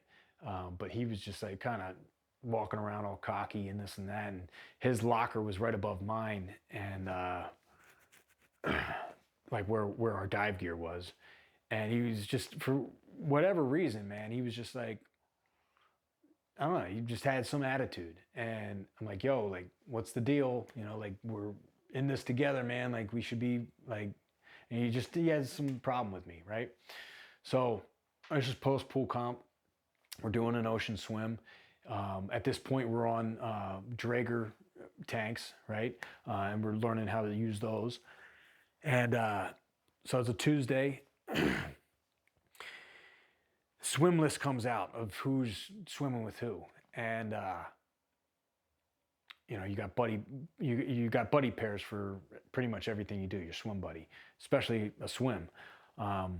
So the officer in charge, he's going down the list. He's reading off the names, and he reads off my name and this other dude's name. We'll call him Smith, right? Because he doesn't deserve to have his name put out there. So Collins and Smith, you guys are buddy pair 12. So I go up to the OIC afterwards, and I tell him like, hey, look, probably not a good idea that you put me and this guy together. He's like, well, what's going on? I was like, well, we're not friendly, and it might be an issue. He's like, you're swimming with Smith. I'm like, look, man, like, it's not a good idea. Like, you got to switch us. He's like, you're swimming with Smith. Okay. So we go out to the beach, we do our inspection, checking our knives, checking our gear, everything's kosher, right? So time for the swim, we swim out past the surf, get out into, calm water. Now, when you start these ocean swims, you're in a line right? You're all just lined up at like a starting point. It's a big orange buoy. You got to swim out a mile to another orange buoy and then back. That's your 2-mile ocean swim. So we're in this big line, right? And me and this guy have been jawing at each other the whole time anyway. And so we get out there, and I don't like to swim in the middle of the pack. Because once that swim starts, it's like, it's like salmon in the river, you're all just like on top of each other. So I swim to the end of the flank, like the furthest out to sea. I'm like, I want to be as far away from everybody else as possible. And he's like, I'm swimming right here. I'm like, well, I'm swimming over here. And he's like, we're just jawing at each other. So I just like, I swim to the end. I swim to the end of the flank, and then 3, 2, 1, bust them, right? So the class takes off on this swim. I start swimming, and I see him, and I see him swimming over to me. I'm like, he sees it my way. Good. Well, he swims up to me and pops me right in the face, breaks my mask, right? Mask snaps off my face, and I lunge for him. I grab him, I like put him underwater. I want to like take my dive knife out and stab him in the neck. And then and so we're like wrestling in the water, and then I break off, and I'm like, what am I doing? Like, we're on, like, time started. This evolution is going right now. So I raise my hand, which is what they teach you to do if there's ever an issue in the water, right? First you raise your hand, then you wave your hand, and then they give you smoke. So if nobody sees you waving your hand, you can pop your smoke, and then an instructor will come up to you. They're all on jet skis, kind of, making sure everybody's good to go. So I raise my hand. Instructor comes up. What's going on? My mask broke. Well, I guess you're swimming without one. Check. I tuck my mask in between my wetsuit and my UDT vest, and I just start swimming, right? No mask. He's facing me. We're facing each other, just swimming, right? And, as I'm coming up, taking a breath after every stroke, he's talking shit to me. He's like, what the fuck's your problem? You're an asshole. Blah, blah, blah, as we're swimming. And I'm not saying anything. I'm just thinking in my mind how I'm going to murder this kid, right? So we're swimming. We get a mile into the swim to this ocean buoy, right? And something's going on where it's like, we end up just being like, yo, instructor so-and-so, like, you have to switch us. He's like, what's going on? It's like, he's not guiding, I'm not guiding. We're not like swimming well together. Like, whatever it was like, this isn't working. So the instructor's confused. He's like, you two, switch with them. So I grabbed, so they basically merged two swim buddies, two swim pairs. So I'm swimming with this other guy. These guys have no idea what the fuck's going on. So he's swimming with another swim buddy. I'm swimming with a new swim buddy. And then we finish the swim. So then we got to report in our time. And they're like, when you report your time in, you stand in line, you go up to the truck, and swim pair 12, 78 minutes, 35 seconds. Gotcha. And it goes like that. So now we go up, it's like swim pair 12 and swim pair 36, 78, 13, 78, 13. And the instructor's like, what? So he marks it down, and we get to, the decon area where we're washing off our gear in fresh water and all this stuff. And that same officer that I told not to put us together, he comes up to me. He's like, dude, what the hell happened? I'm like, I told you, man. I told you. And he's like, so then the proctor for our class, he calls over me and Smith. He's like, Smith, Collins, get over here. So we run up to him, and, the officers are trying to figure out what's going on. The class doesn't know what's going on. The instructors are like, what the fuck? So our proctor's like, he's like, what the hell happened out there? And he looks right at me. He's like, asking me. He's like, well, the swim started, and this guy, he came up to me, and he punched me in the face and broke my mask. And we were arguing the whole way, and we couldn't figure it out. And so they switched us up, and that's what happened. And he looks at him, and he goes, is that true? And this was this guy's opportunity to be like, hell yeah, I knocked him out or punched his mask off. Instead, he turns into a little bitch. And he's like, Instructor so-and-so, Petty Officer Collins has been picking on me since he rolled into our class, and he's an asshole to everyone in the class. Nobody likes it. Like, turns into like this little whiny pussy, dude. And And I'm like trying to hold back like laughter because I'm like, this guy is like nothing, right? Like the fact that you're like, this is the approach you're taking to this, right? You could just be like, yeah, we don't like each other and he's a dick and I punched him in the face. Then it could have been like, all right, but he turns into this little like wimp. The class gets beat for it, like they round everybody up and they start, hammering us down. They throw our tanks on, doing push-ups, hitting the surf, all this stuff, man. And it turns into a thing. And then, our proctor's like, look, you two need to figure this out and then have a beer and move on with your lives because this is not how we roll. All right. So we're doing a night swim, right? And I see him and he's like, he's running around with his buddies and they're laughing and high-fiving each other. Because like I said, I didn't get along with anybody in that class. I had like 3 friends in that class. And, out of like 40 or 50 guys, right? And I see him, he's just like, they're all like, yeah, man, like you showed that dude, blah, blah, blah. And I'm like, all right. So we do this night swim, we're finishing up, we're cleaning our gear, and I'm sitting in the back of the ambu with 2 of my buddies.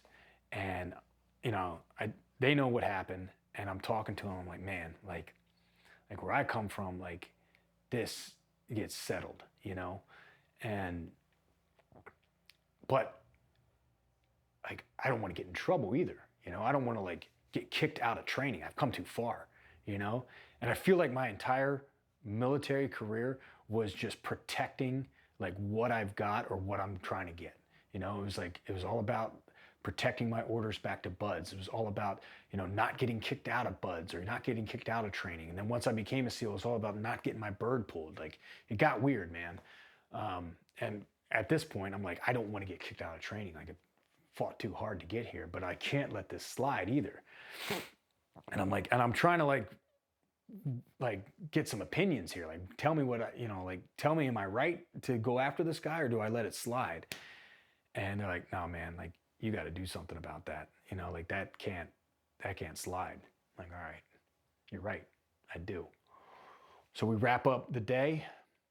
And at this point, like, the first phase of training, the class moves together, right? Everybody moves as a unit and, you go to chow, you go to evolutions, you go to the barracks as a whole class. But now we're in second phase and you can, as long as you have one buddy with you, one swim buddy, you can roll in 2s or 3s or 5s or 10s, right? But you have to have at least one guy with you, right? So we wrap up the day, we finish the swim, we're deconning the gear, cleaning the trucks, doing whatever we got to do. And we got to leave the grinder where we're at, go out to the beach and run down to our barracks, right? So where the grinder meets the beach, there's a gate. So I go out the gate and I kind of wrap the corner and there's like a blind spot. And I'm just sitting there. I got my rucksack on, my helmet, my blouse, and I'm just sitting there and I'm waiting. I'm seeing guys roll out of the gate, 2s, 3s, 5s, guys just keep going, they're wrapping up the day. It's like 1:30 in the morning, maybe 2. And I'm just waiting for this dude. And finally, he's one of the last guys. I was probably sitting there for about 45 minutes or so. And he finally pulls out the gate with like 2 buddies. And I was like, yo, Smith. And he like, yeah. I was like, we got some business to settle. He goes, okay. It's like, let's go. So we go up and over the berm. I drop my ruck. I take my helmet off, take my blouse off. I'm like, let's go, dude. He's like, oh, okay. Pop! And I lunge at this dude. And we get into it, and I'm beating the shit out of him. He's hitting me. We're rolling around. We're fighting each other. And then we kind of like get into a stalemate, right? And, we're both kind of just like locked up, and no one could really make a move. I'm like, you done? He's like, yeah, you done? It's like, yeah. And we break off, and we kind of just hash it out a little bit. And that was that. Go back to the barracks, and everybody's still up. They just got back, and guys are calling their girlfriends and hanging out and eating food or whatever. And I remember my one buddy's on his phone with his girl, and he looks at me and he looks at him. He looks at me and he looks at him. He goes, because his eye was all peppered up. He was like, he had black eye, and he looks at him and he looks at me. And he goes, I I fucking love this place. You know, it's like that's the kind of like environment that like Buds is. You know, it's like it's you hash it out, and then that was it. And then the next day, our proctor saw us, and he saw him and saw me, and he goes, "Well, it looks like you two figured it out." It's like, "Yep." And then Charlie Mike, man, continue mission. So it was just, that was like, now that I got back through all the stuff I had already done, I'm in uncharted territory for training. We're moving forward with it. It was like, it was kind of a good, like, all right, now we're back, baby. You know, like, let's keep going. So finished out second phase, moved on to third phase.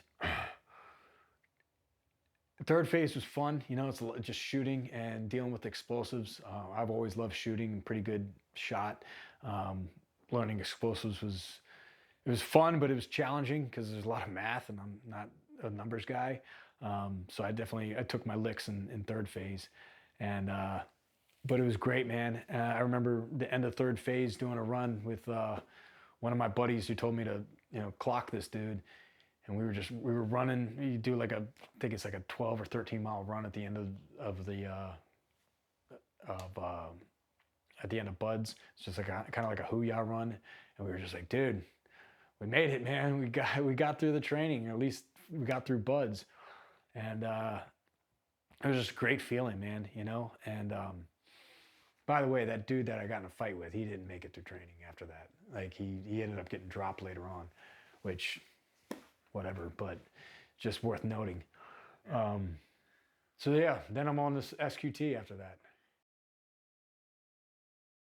Made it through with class 287 all the way to the end, and graduated March 2nd, 2012. And it was a great day, man. It was probably like the best day of my life, other than getting married and having, you know, my kids being born. Like, yeah, parents were there, brother and sister were there, close friends were there. It was like a celebration. It was like it was everything I wanted it to be for what it was. Like, I'm still like, at this point, like, you know, I'm a new guy, but I'm not even thinking about that. It's like, I'm a SEAL now, you know. It's like everything I worked so hard for, you know. It was an awesome, like, bonding, like, shared experience with me and him. Like, I gave him my trident that they pinned me with, because I'm like, without you, I wouldn't be here. They gave us a K-bar knife the day before with the name of a team guy that has died, either, you know, in the line of duty. And that actually felt like more of a graduation to me than the actual graduation.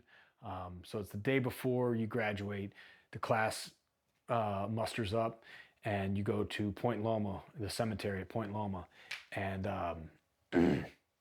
you're in like your UDT shorts, shirts, sneakers. The CEO of Buds is with you, and some cadre members, and you run around to different tombstones of fallen team guys.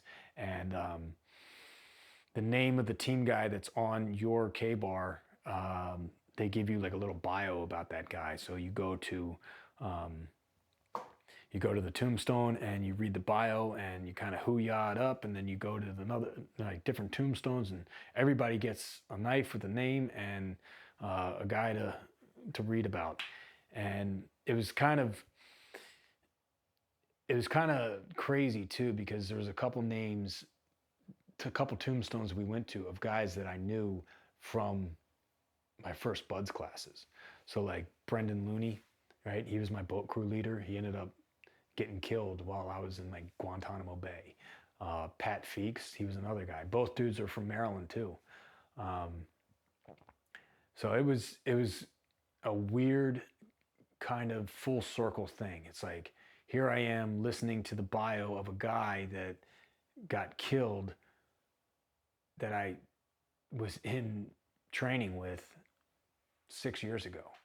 You know, like, what would have happened if I would have made it through Buds the first time? Like, I mean, it's just, you know, the Lord works in mysterious ways, you know, and it's just coming full circle, and being there on that end of it. I was like, damn, dude, like, I really, like, I got to make these dudes proud, you know, like, So that was more of the graduation for me because it was more personal. You know, it's like there's no cameras, there's no like family or friends or girlfriends or anything like that. There, it was like you and your crew and your CO and your cadre, and yeah, man, it was a great moment. You know, my dad, he's my biggest fan, and I'm his. Like he's my hero, and I know he was super proud of that day, and yeah, it was just cool. Like he still has the trident, he still has the knife, and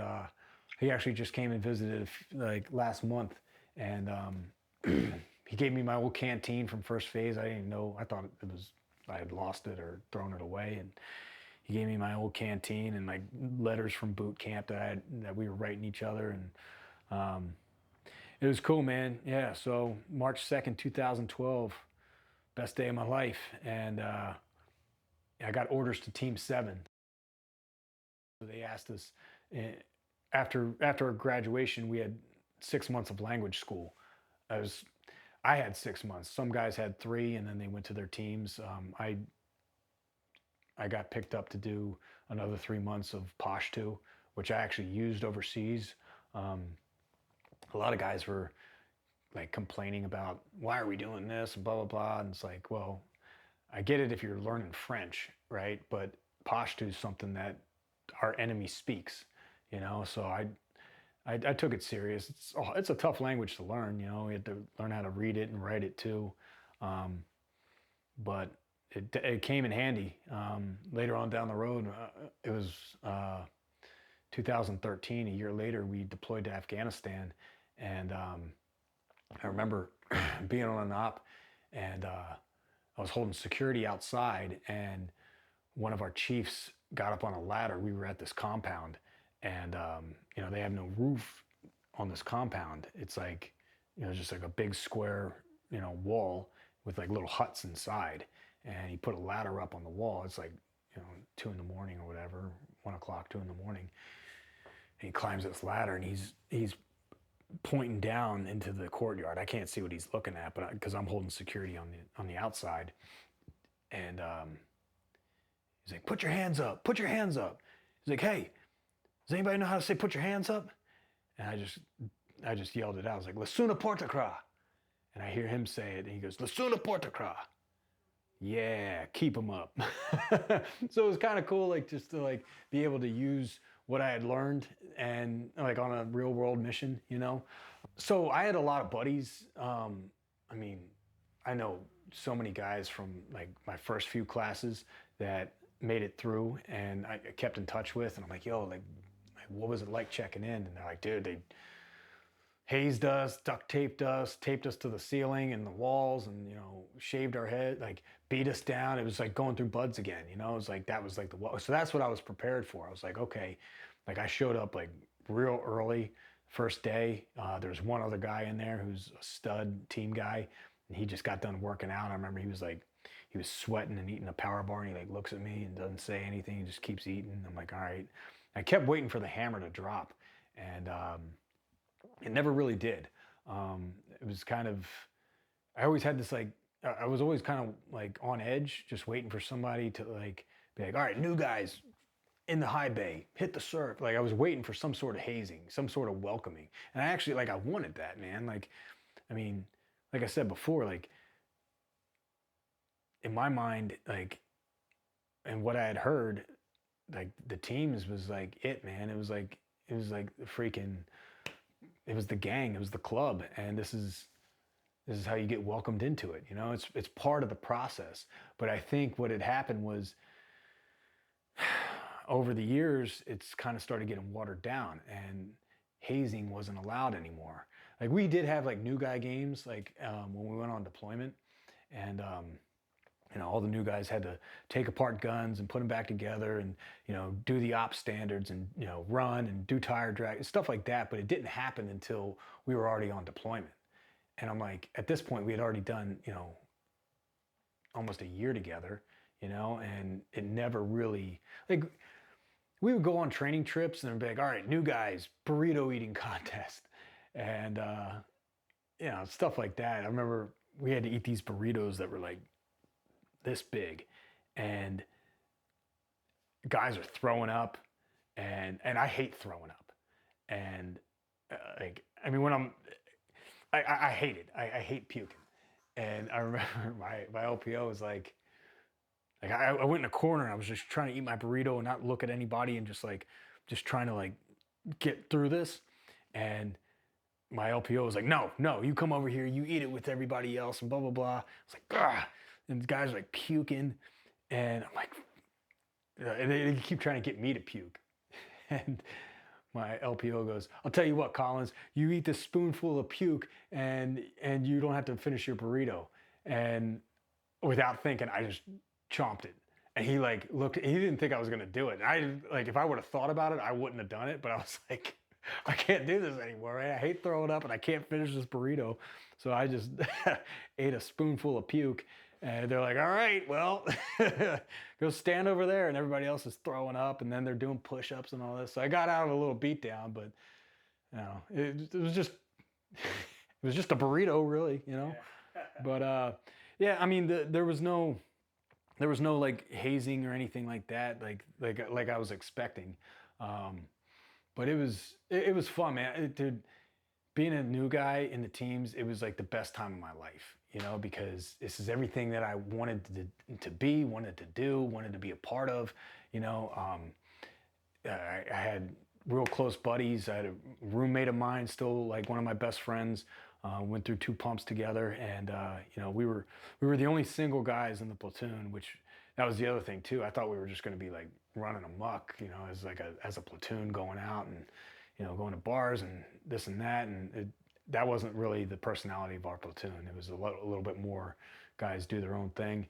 So me and my buddy, we were just kind of, they called us the Bash Brothers because we both carried the A-dub, the Mark 48, and we were just knuckle draggers, man. You know, we were like the only 2 new guys that were kind of like pirates, I would say. Well, I mean, some of our older guys were, but they were all pretty much wifed up.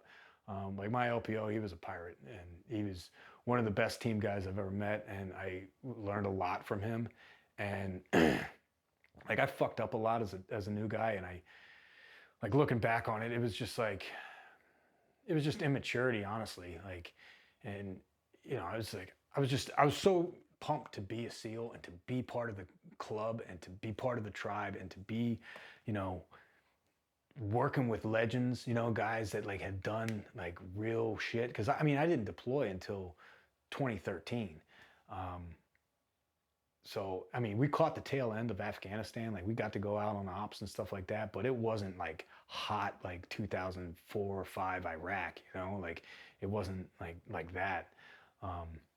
But it was cool, man. Like, you know, when I talked to my dad about it, he says like, look, he's like, you got to play on special teams with the Super Bowl champion New England Patriots. You know, it's like you were out on the field, you got to get after it a little bit. Yeah, you weren't, you know, making the big plays or anything, but, and, you know, and that, I've come to terms with that. I've accepted that. I wish I would have got after it a little bit more, but that's not the way my story went. But it was cool, man. Like I said, I got to carry the big gun, got to get out there, go on these ops, you know, it was everything I wanted it to be outside of, you know, really just stacking bodies, you know, which, hey, it is what it is. I did my job. I think it might have affected me more had I like gotten the kills I wanted, you know? I mean, I know guys that they've got a lot of bodies, and some of them are cool, some of them are a little, you know, a little screwy. You never really know what anybody's thinking anyway. You know, they may put on like a happy face and then commit suicide. And you're like, I never saw that coming. But, you know, like I said, the Lord works in mysterious ways, and I feel like everything happens for a reason. And I think that the way my path in the military went was the way it was supposed to go. And, you know, like nobody ever gave me anything. I never got hooked up on, you know, anything. I had to earn every day, you know, earn your trident every day is what they say. And I did. I wasn't perfect. I screwed up. I was late, and you should never be late.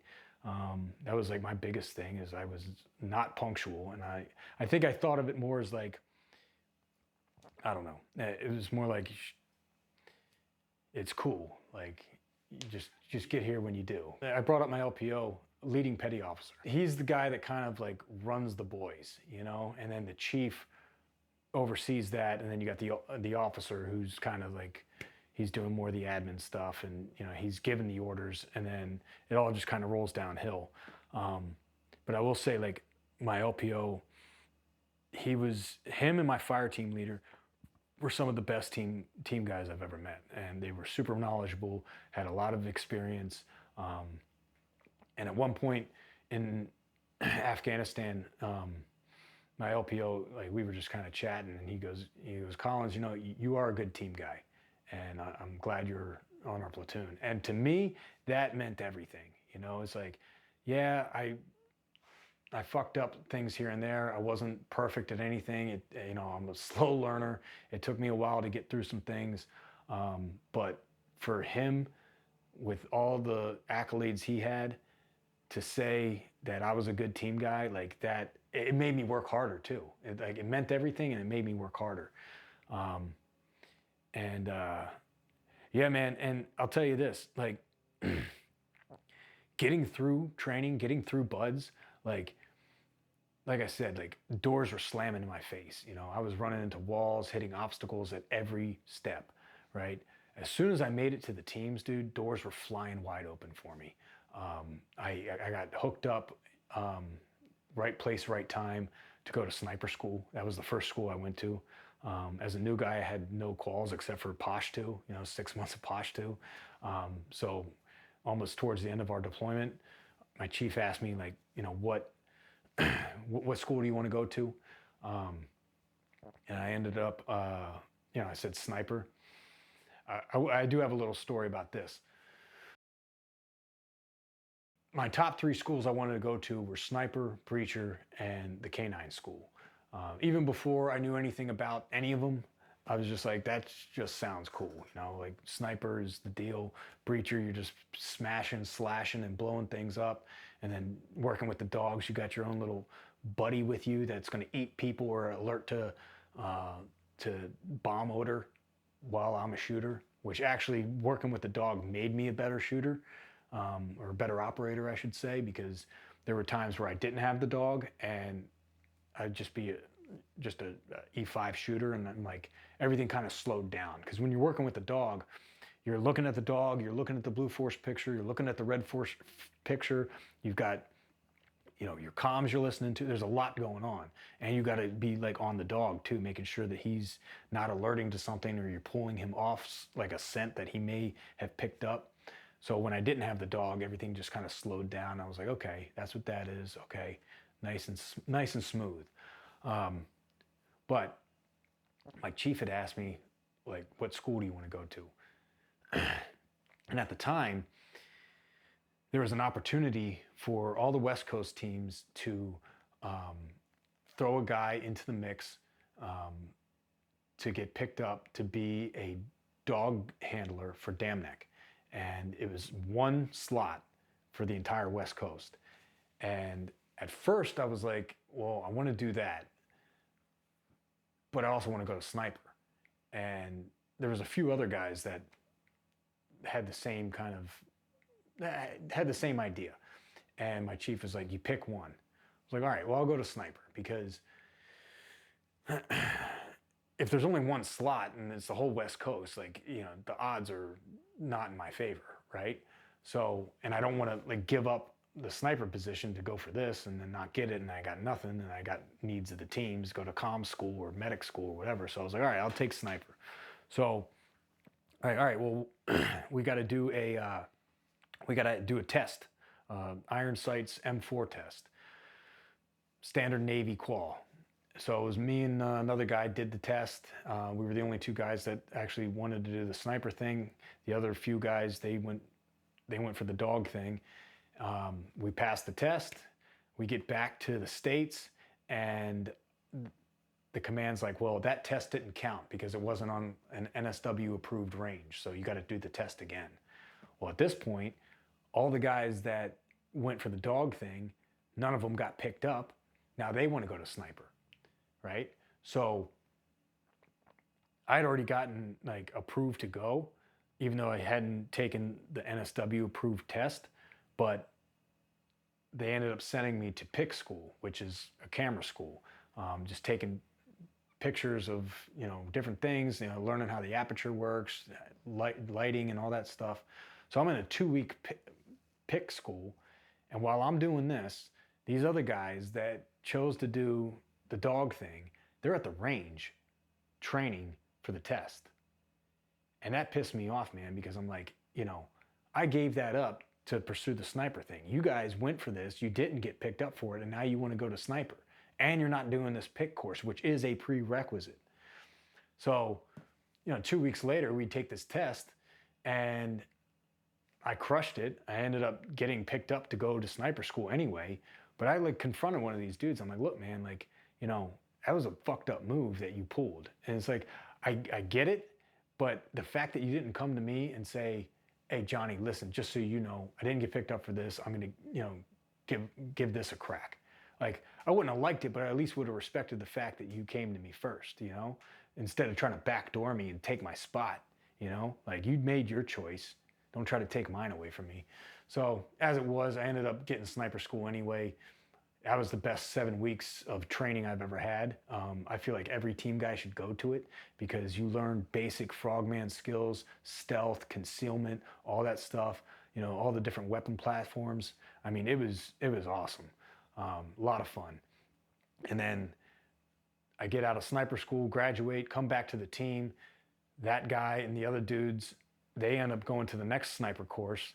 And next thing you know, somebody comes down from the third deck saying, hey, we need a dog guy to go to the dog school.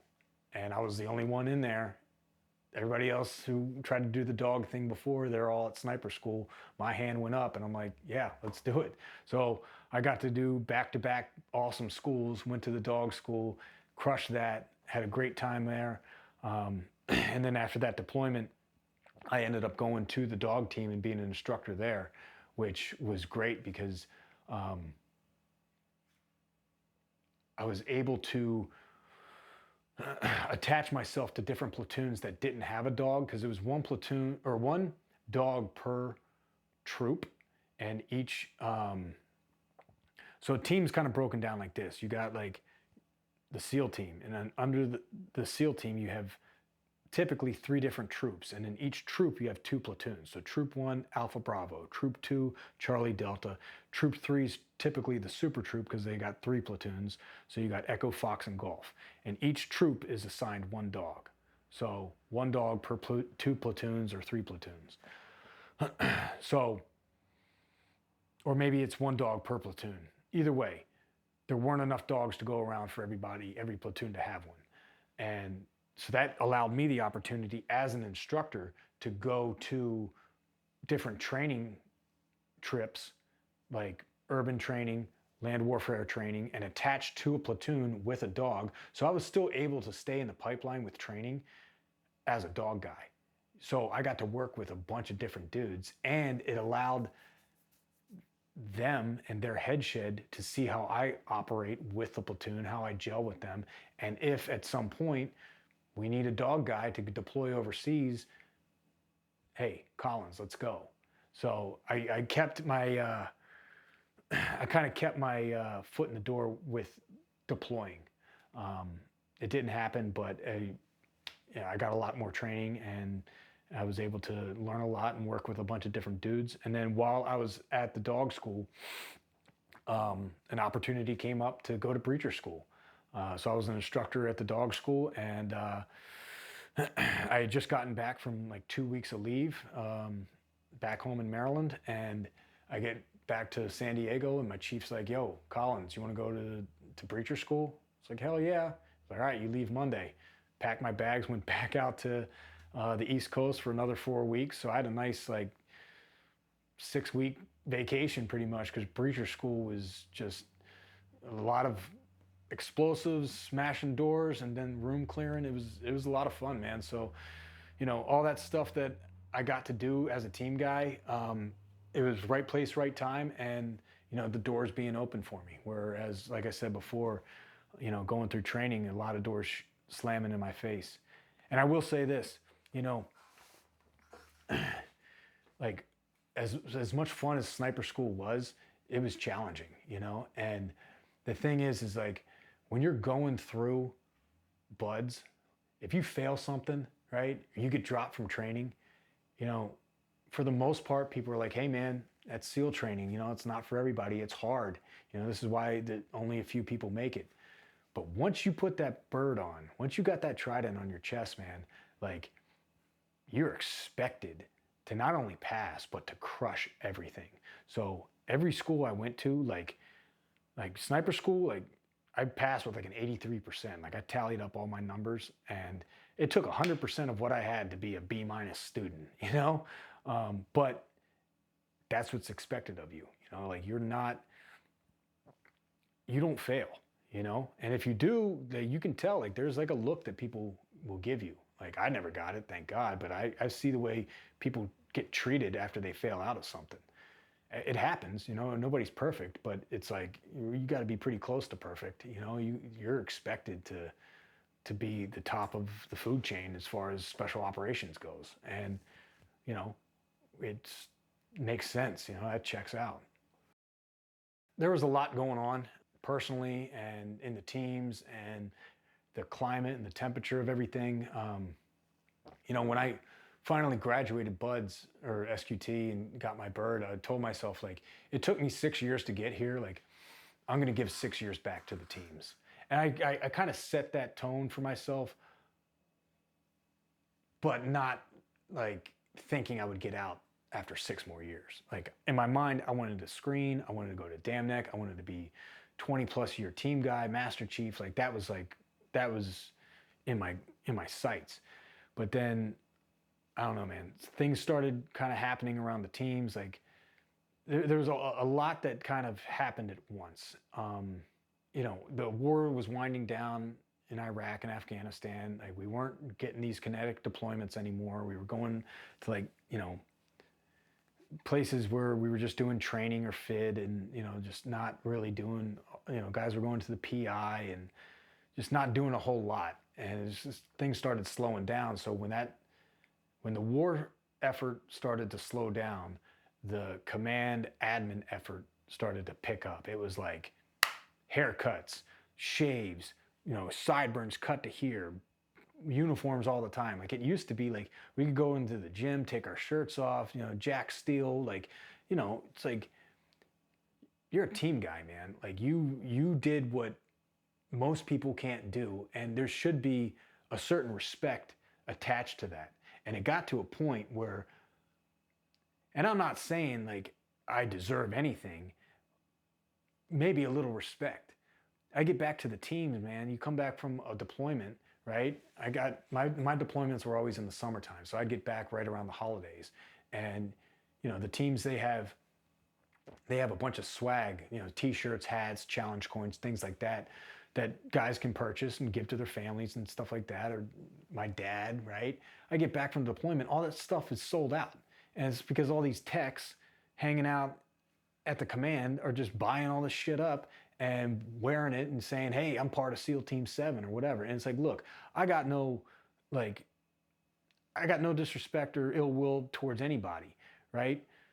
Now that being said, it's like team guys should have the first dibs on this stuff, and it started getting to a point where it's like, supply is always an issue. I always had an issue with getting gear. You go to supply, all the guys at supply take the Gucci stuff and give you the leftovers. It's like every department had like an attitude with team guys, and it turned into like a thing where, these department heads, they chum it up with the CO and all these team guy officers. And, look, I got plenty of friends that aren't team guys that are in the Navy that, I take shooting or I hang out with, go golf with, stuff like that. It's like, but we're friendly and we respect each other. These guys, they're like, oh, they blow you off. They push things to the rear. They don't get things done on time. There's like, a lot of respect went out the window for who we are. It's like, dude, we're the guys that are out on the field, you know, like you're the logistics guys, you're the admin guys. Like, and I started seeing this tide turn where there was like no respect for team guys. Team guys are always getting in trouble for, you know, just saying how it is. It's like, look, man, I need this gear. Where is it? And then next thing you know, that person's writing an email to your commanding officer that Collins is an asshole or so-and-so cuss me out or whatever. And it's like, and it wasn't even like that, but it gets taken like that. And so you start to see like, they start going after guys like, individually. Like that guy, he needs to go. He doesn't deserve to be here. It's like, dude, what are you talking about? You know, I've got a few buddies that they've gotten in trouble. I got in trouble, you know. Some of my buddies had to go stand in front of the man and, you know, explain themselves for things that you're like, what are we talking about here? And one of those things happened to me where it's like, I'm standing in front of the man for something that I'm like, is this a conversation that we're having? You know, it's like, I just wasn't liking the direction that my path was taking me on. And I started to feel like the walls closing in a little bit, you know, and I saw what they did to Eddie Gallagher. I saw what they were doing to other dudes and how they were just snatching birds and they were just, you know, going after guys that, you know, we're cannibals, man. Like when there's no war to fight, we fight each other. And that's not what I signed up to do. You know, there was a lot of like foul play going on. And I'm like, dude, it's only a matter of time before I'm in the hot seat, man. And I was close a couple times for stuff that like, if I told you, I'll tell you offline, but you'd look at me like, are you serious? Like it's not the SEAL teams I signed up for, you know, like when I joined in 2006 and those guys that went through and made it and got hazed and did the kinetic deployments and like were hardcore, like not that, look, there's plenty of hardcore dudes still in the teams. I got plenty of buddies that are, you know, but they're having to stay in line. You know, there's a lot of stuff that like, you know, when I was going through, there was a poster that said, said SOF truths. And one of them is like equipment is not more important than the men. Or the one that resonated with me was special operations cannot be mass produced. Dude, there's so many guys that made it through training because they cried about unfair treatment. You know, one guy in particular, he got rolled 6 times for performance. 6, bro. I got rolled once and then I got dropped for performance. Right? This guy got rolled 6. And I just started seeing things that I was not cool with. And between that and then I started dating my wife now, girlfriend at the time. And I told myself, like, I never want to be a FaceTime dad. Like, I was never going to get married or have kids while I was active duty because I didn't want to be away from my family. When I met my wife, I was like, all right, like, all this stuff's happening at the teams. I see the way the climate's changing. You know, when I was a new guy, I wouldn't think twice about talking back to my older guys. When I was an older guy, these new guys were like entitled and talking shit. And I'm like, dude, like what? Like you're a new guy, you know, like you need to listen up, you know? Like when I was a new guy, I kept my mouth shut and was like, hey, whatever you say is gold. Like that's the law. And I, you know, and it should be because you are the more experienced operator, you know? And then you get these new guys, they start coming up and they're entitled. They have all these roles or, you know, whatever the case may be. And I'm like, dude, this is just not the way I thought it was going to be. So ultimately I came to like a crossroads where I was kind of in a position where I was getting, people were coming after me for some shit that was petty. And I'm like, dude, do I really want to be here? Like, do I want to be at a party that nobody wants me at? Like, I don't need this, man. Like I came here, I did what I had to do. I did my job. I did the best I could, you know, and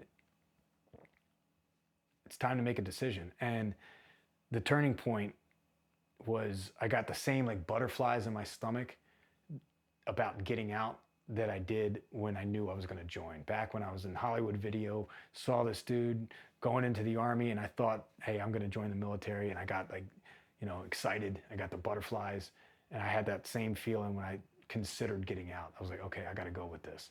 And then it turned into like, everybody's like, really? You're getting out? What are you going to do? Like, I'm like, I don't know, man. Like, I learned a long time ago, like, I don't make plans.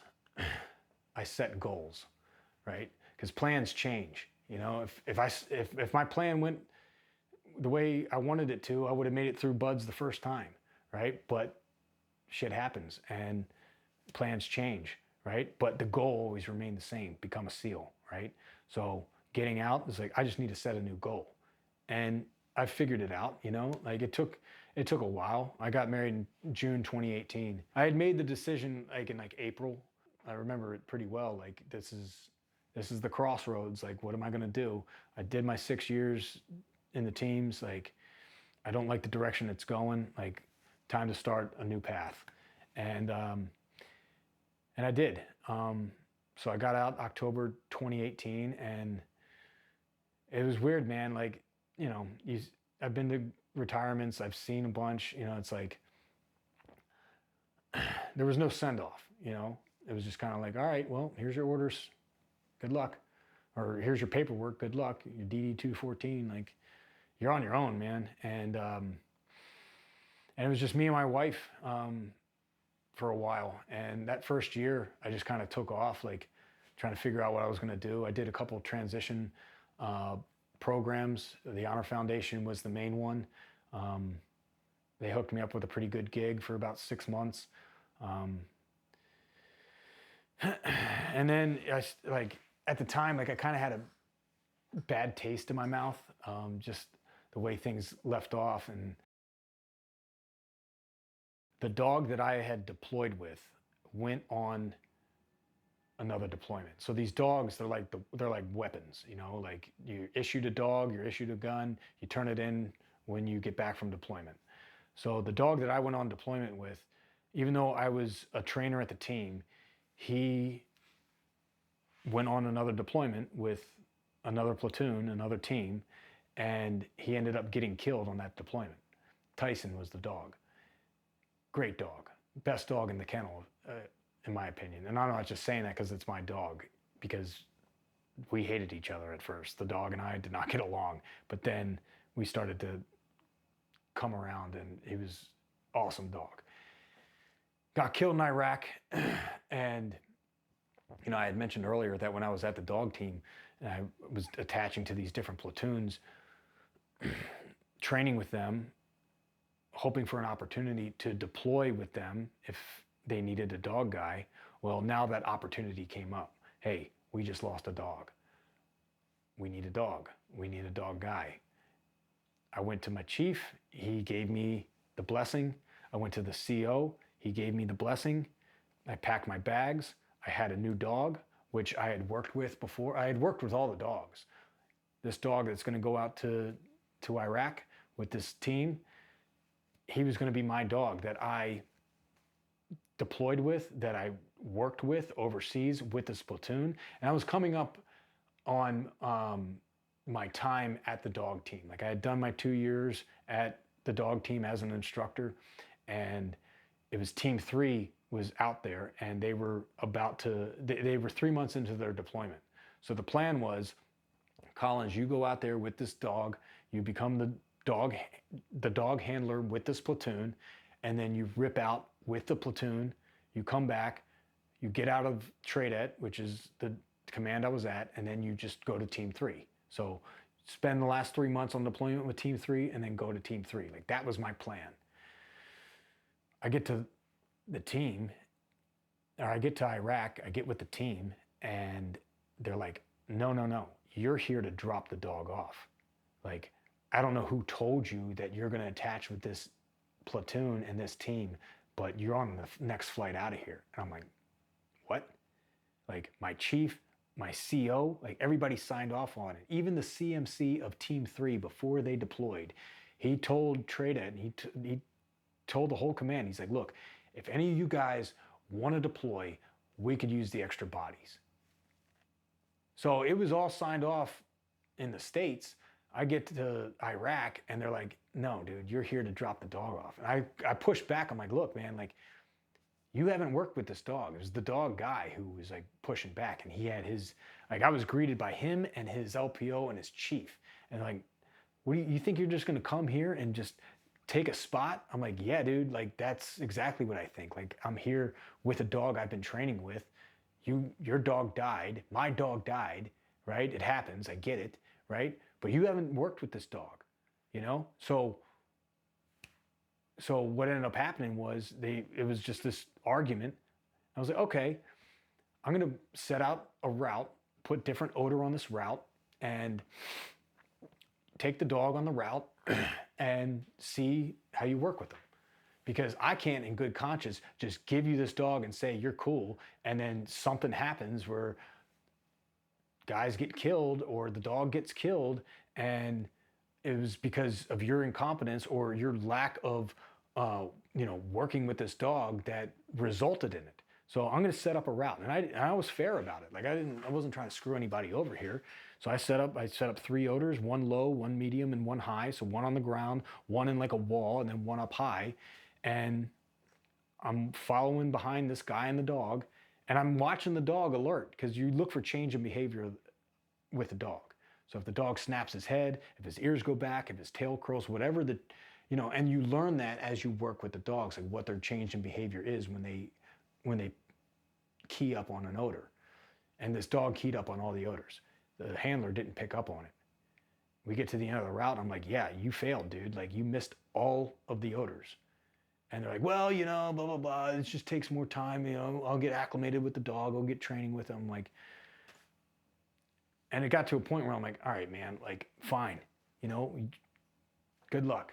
Don't get anybody killed, And then I get back to the States, and everyone's pissed at me. Everyone at the command was pissed at me. And I'm like, what is happening here? Like, I did what you want, like I was supposed to do. Like, they threw me on a plane and sent me out of here. Like, and then I had started a brand with one of my buddies. And basically they got me on moonlighting without routing a chit up with this brand. And I wore one of my t-shirts in Iraq, and everyone's like, well, what's that? What are you wearing? What's that shirt? And so they used that as a way to get at me, because they were all pissed off about the whole situation. They saw that I was wearing this t-shirt, and then they go after me for moonlighting without a chit. So next thing you know, I'm standing in front of a disciplinary review board for starting a t-shirt company.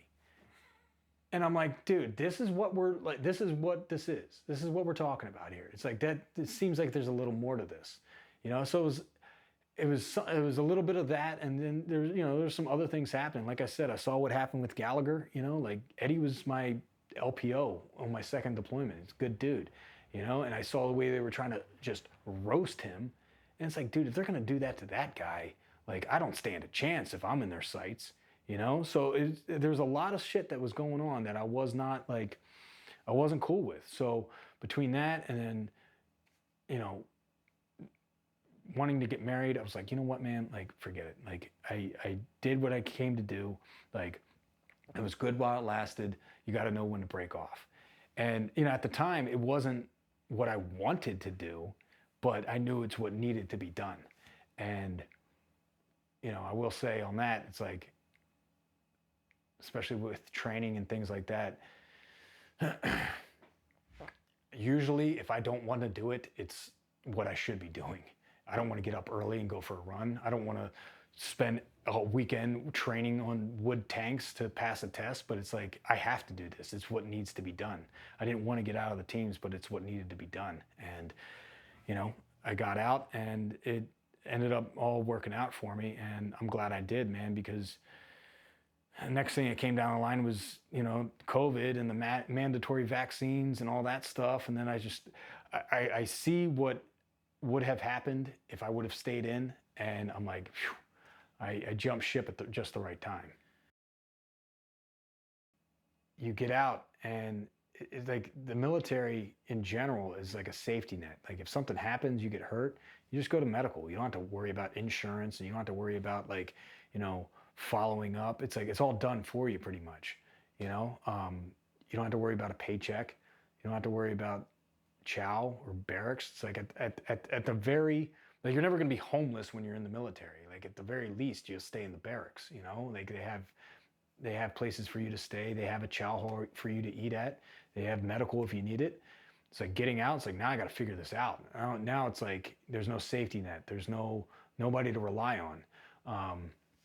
So that was really the biggest mental hurdle, was figuring that out. As far as everything else, it's like I was just more disappointed that I couldn't use everything that I had learned in the civilian world. Like I can't put on a resume that I'm a sniper if I want to go work some civilian job. They're going to be like, okay, psycho, like, what, do you have a college degree? No. All right, well, go get that and then we'll talk. And it's like, for a job that I don't even want to do, like the only job I ever wanted to do was be a team guy, you know? So getting out, it was tough to figure out what I wanted to do next. And even early on, I was like, there's got to be a way for me to contract or go private and things like that. But I'm like, I just got married. Like, what, I'm gonna go like be a hired gun for some shadow organization or something? Like that doesn't check out. That's not gonna fly. So it took me a little while to figure out what to do next. And I ended up getting an opportunity to go be a firearms instructor for the Navy, teaching EOD students how to shoot, move, and communicate on like a basic BUDS third phase level, which was huge for me because now I'm like, I'm back with people that are like-minded. The cadre was pretty much all SEALs, a couple Rangers, a couple MARSOC guys, but all special forces dudes, and we're shooting guns all day. I was like, this is right up my alley, and I don't have to deploy or cut my hair or shave. Like, let's do it. So I ended up actually doing that for about 4.5 years. I just left that job in June, but it was great. Like it was good for my mentality and my stability, and not having an identity crisis, because it's like, hey, I'm just doing what I had the most fun doing in the teams, which is shooting, but without all the other the extra BS. It's like I'm here to teach and learn and shoot. So that was cool. I'm glad I got that opportunity. So one of the organizations that I am working with now is the SEAL Future Foundation. They do a lot for team guys transitioning out that don't know what they want to do, or maybe have some medical issues that aren't getting covered from the VA or by insurance or anything like that. And these guys, they do a lot to help out. And when I first got out of the military, like I said, I wanted to be as far away from the flagpole and team guys, and I just wanted to just have a clean break from it. And after about a year, I started missing it, and I kind of looked away when I heard anything that said nonprofit or foundation or had a trident on it, because one of the things I had heard in the teams is like, when it comes to the trident, man, like everybody wants to touch it. Everybody wants to get close to it. Everybody wants to feel part of it. Like I said, with these these techs and people, like everybody wants to say they're part of a SEAL team or SEAL foundation or something like that. And it kind of takes the shine off the bird a little bit. And I'm not cool with that. I fought too hard, and a lot of guys died with that bird on their chest. And so when I hear things like, oh, nonprofit, or I see a trident, or I wonder where the money goes. I wonder who's involved, who's getting the benefits for this. Is this just to like look good on Instagram and to shake hands with people, or are people, team guys specifically, who need the help, getting the help that they need? Well, when I started seeing the guys who were involved with the SEAL Future Foundation, and I started hearing different things that checked out with me, I was like, okay, let me let me take a peek into this a little closer and see if there's any way I can be involved and help. Because fortunately, you know, I don't have a whole lot of medical issues that I can't handle. I don't have the PTSD or, you know, the any injuries or anything like that that I need to reach out to them for help with. But I love being involved and helping them. And, you know, we've got a great community. We've got great guys and gals that come through that we do events with. We do shooting events. Like I said, I love shooting. I love teaching people how to shoot. When kids or whoever come out and they've never touched a gun before, you know, it's fun to teach them, and they love learning from a SEAL. And I just love being able to give back through this organization. And not enough good things can be said about SFF and everything that they do. So anybody out there that, you know, is interested, that is looking for something cool to be a part of, SEAL Future Foundation is where it's at. And that goes for anybody who wears a bird, wore a bird, or wants to be near a bird. It's a great organization, and yeah, SEAL Future Foundation. Check them out. I had a buddy of mine, one of my Gitmo boys. I will say, of all the guys that went to Gitmo that got dropped or quit buds, we had a pretty high success rate going back. I think we only had like 2 or 3 guys quit. Maybe like 4 guys quit. But out of like 15, it was pretty good success rate. And one of those dudes, he got out a few years ago, and he got hooked up with a gig through Beyond the Brotherhood, which is a team guy run foundation that helps team guys get jobs, that kind of fast tracks them to an important position, and in different companies or whatever. And he got a job with the Western Steel Council of Iron Workers.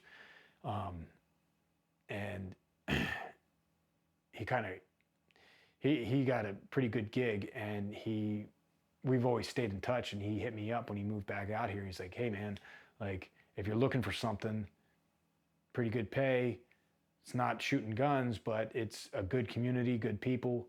I got a spot for you as you'd be taken over as the safety director for the Western Steel Council. And so that's what I'm doing. It's good, man.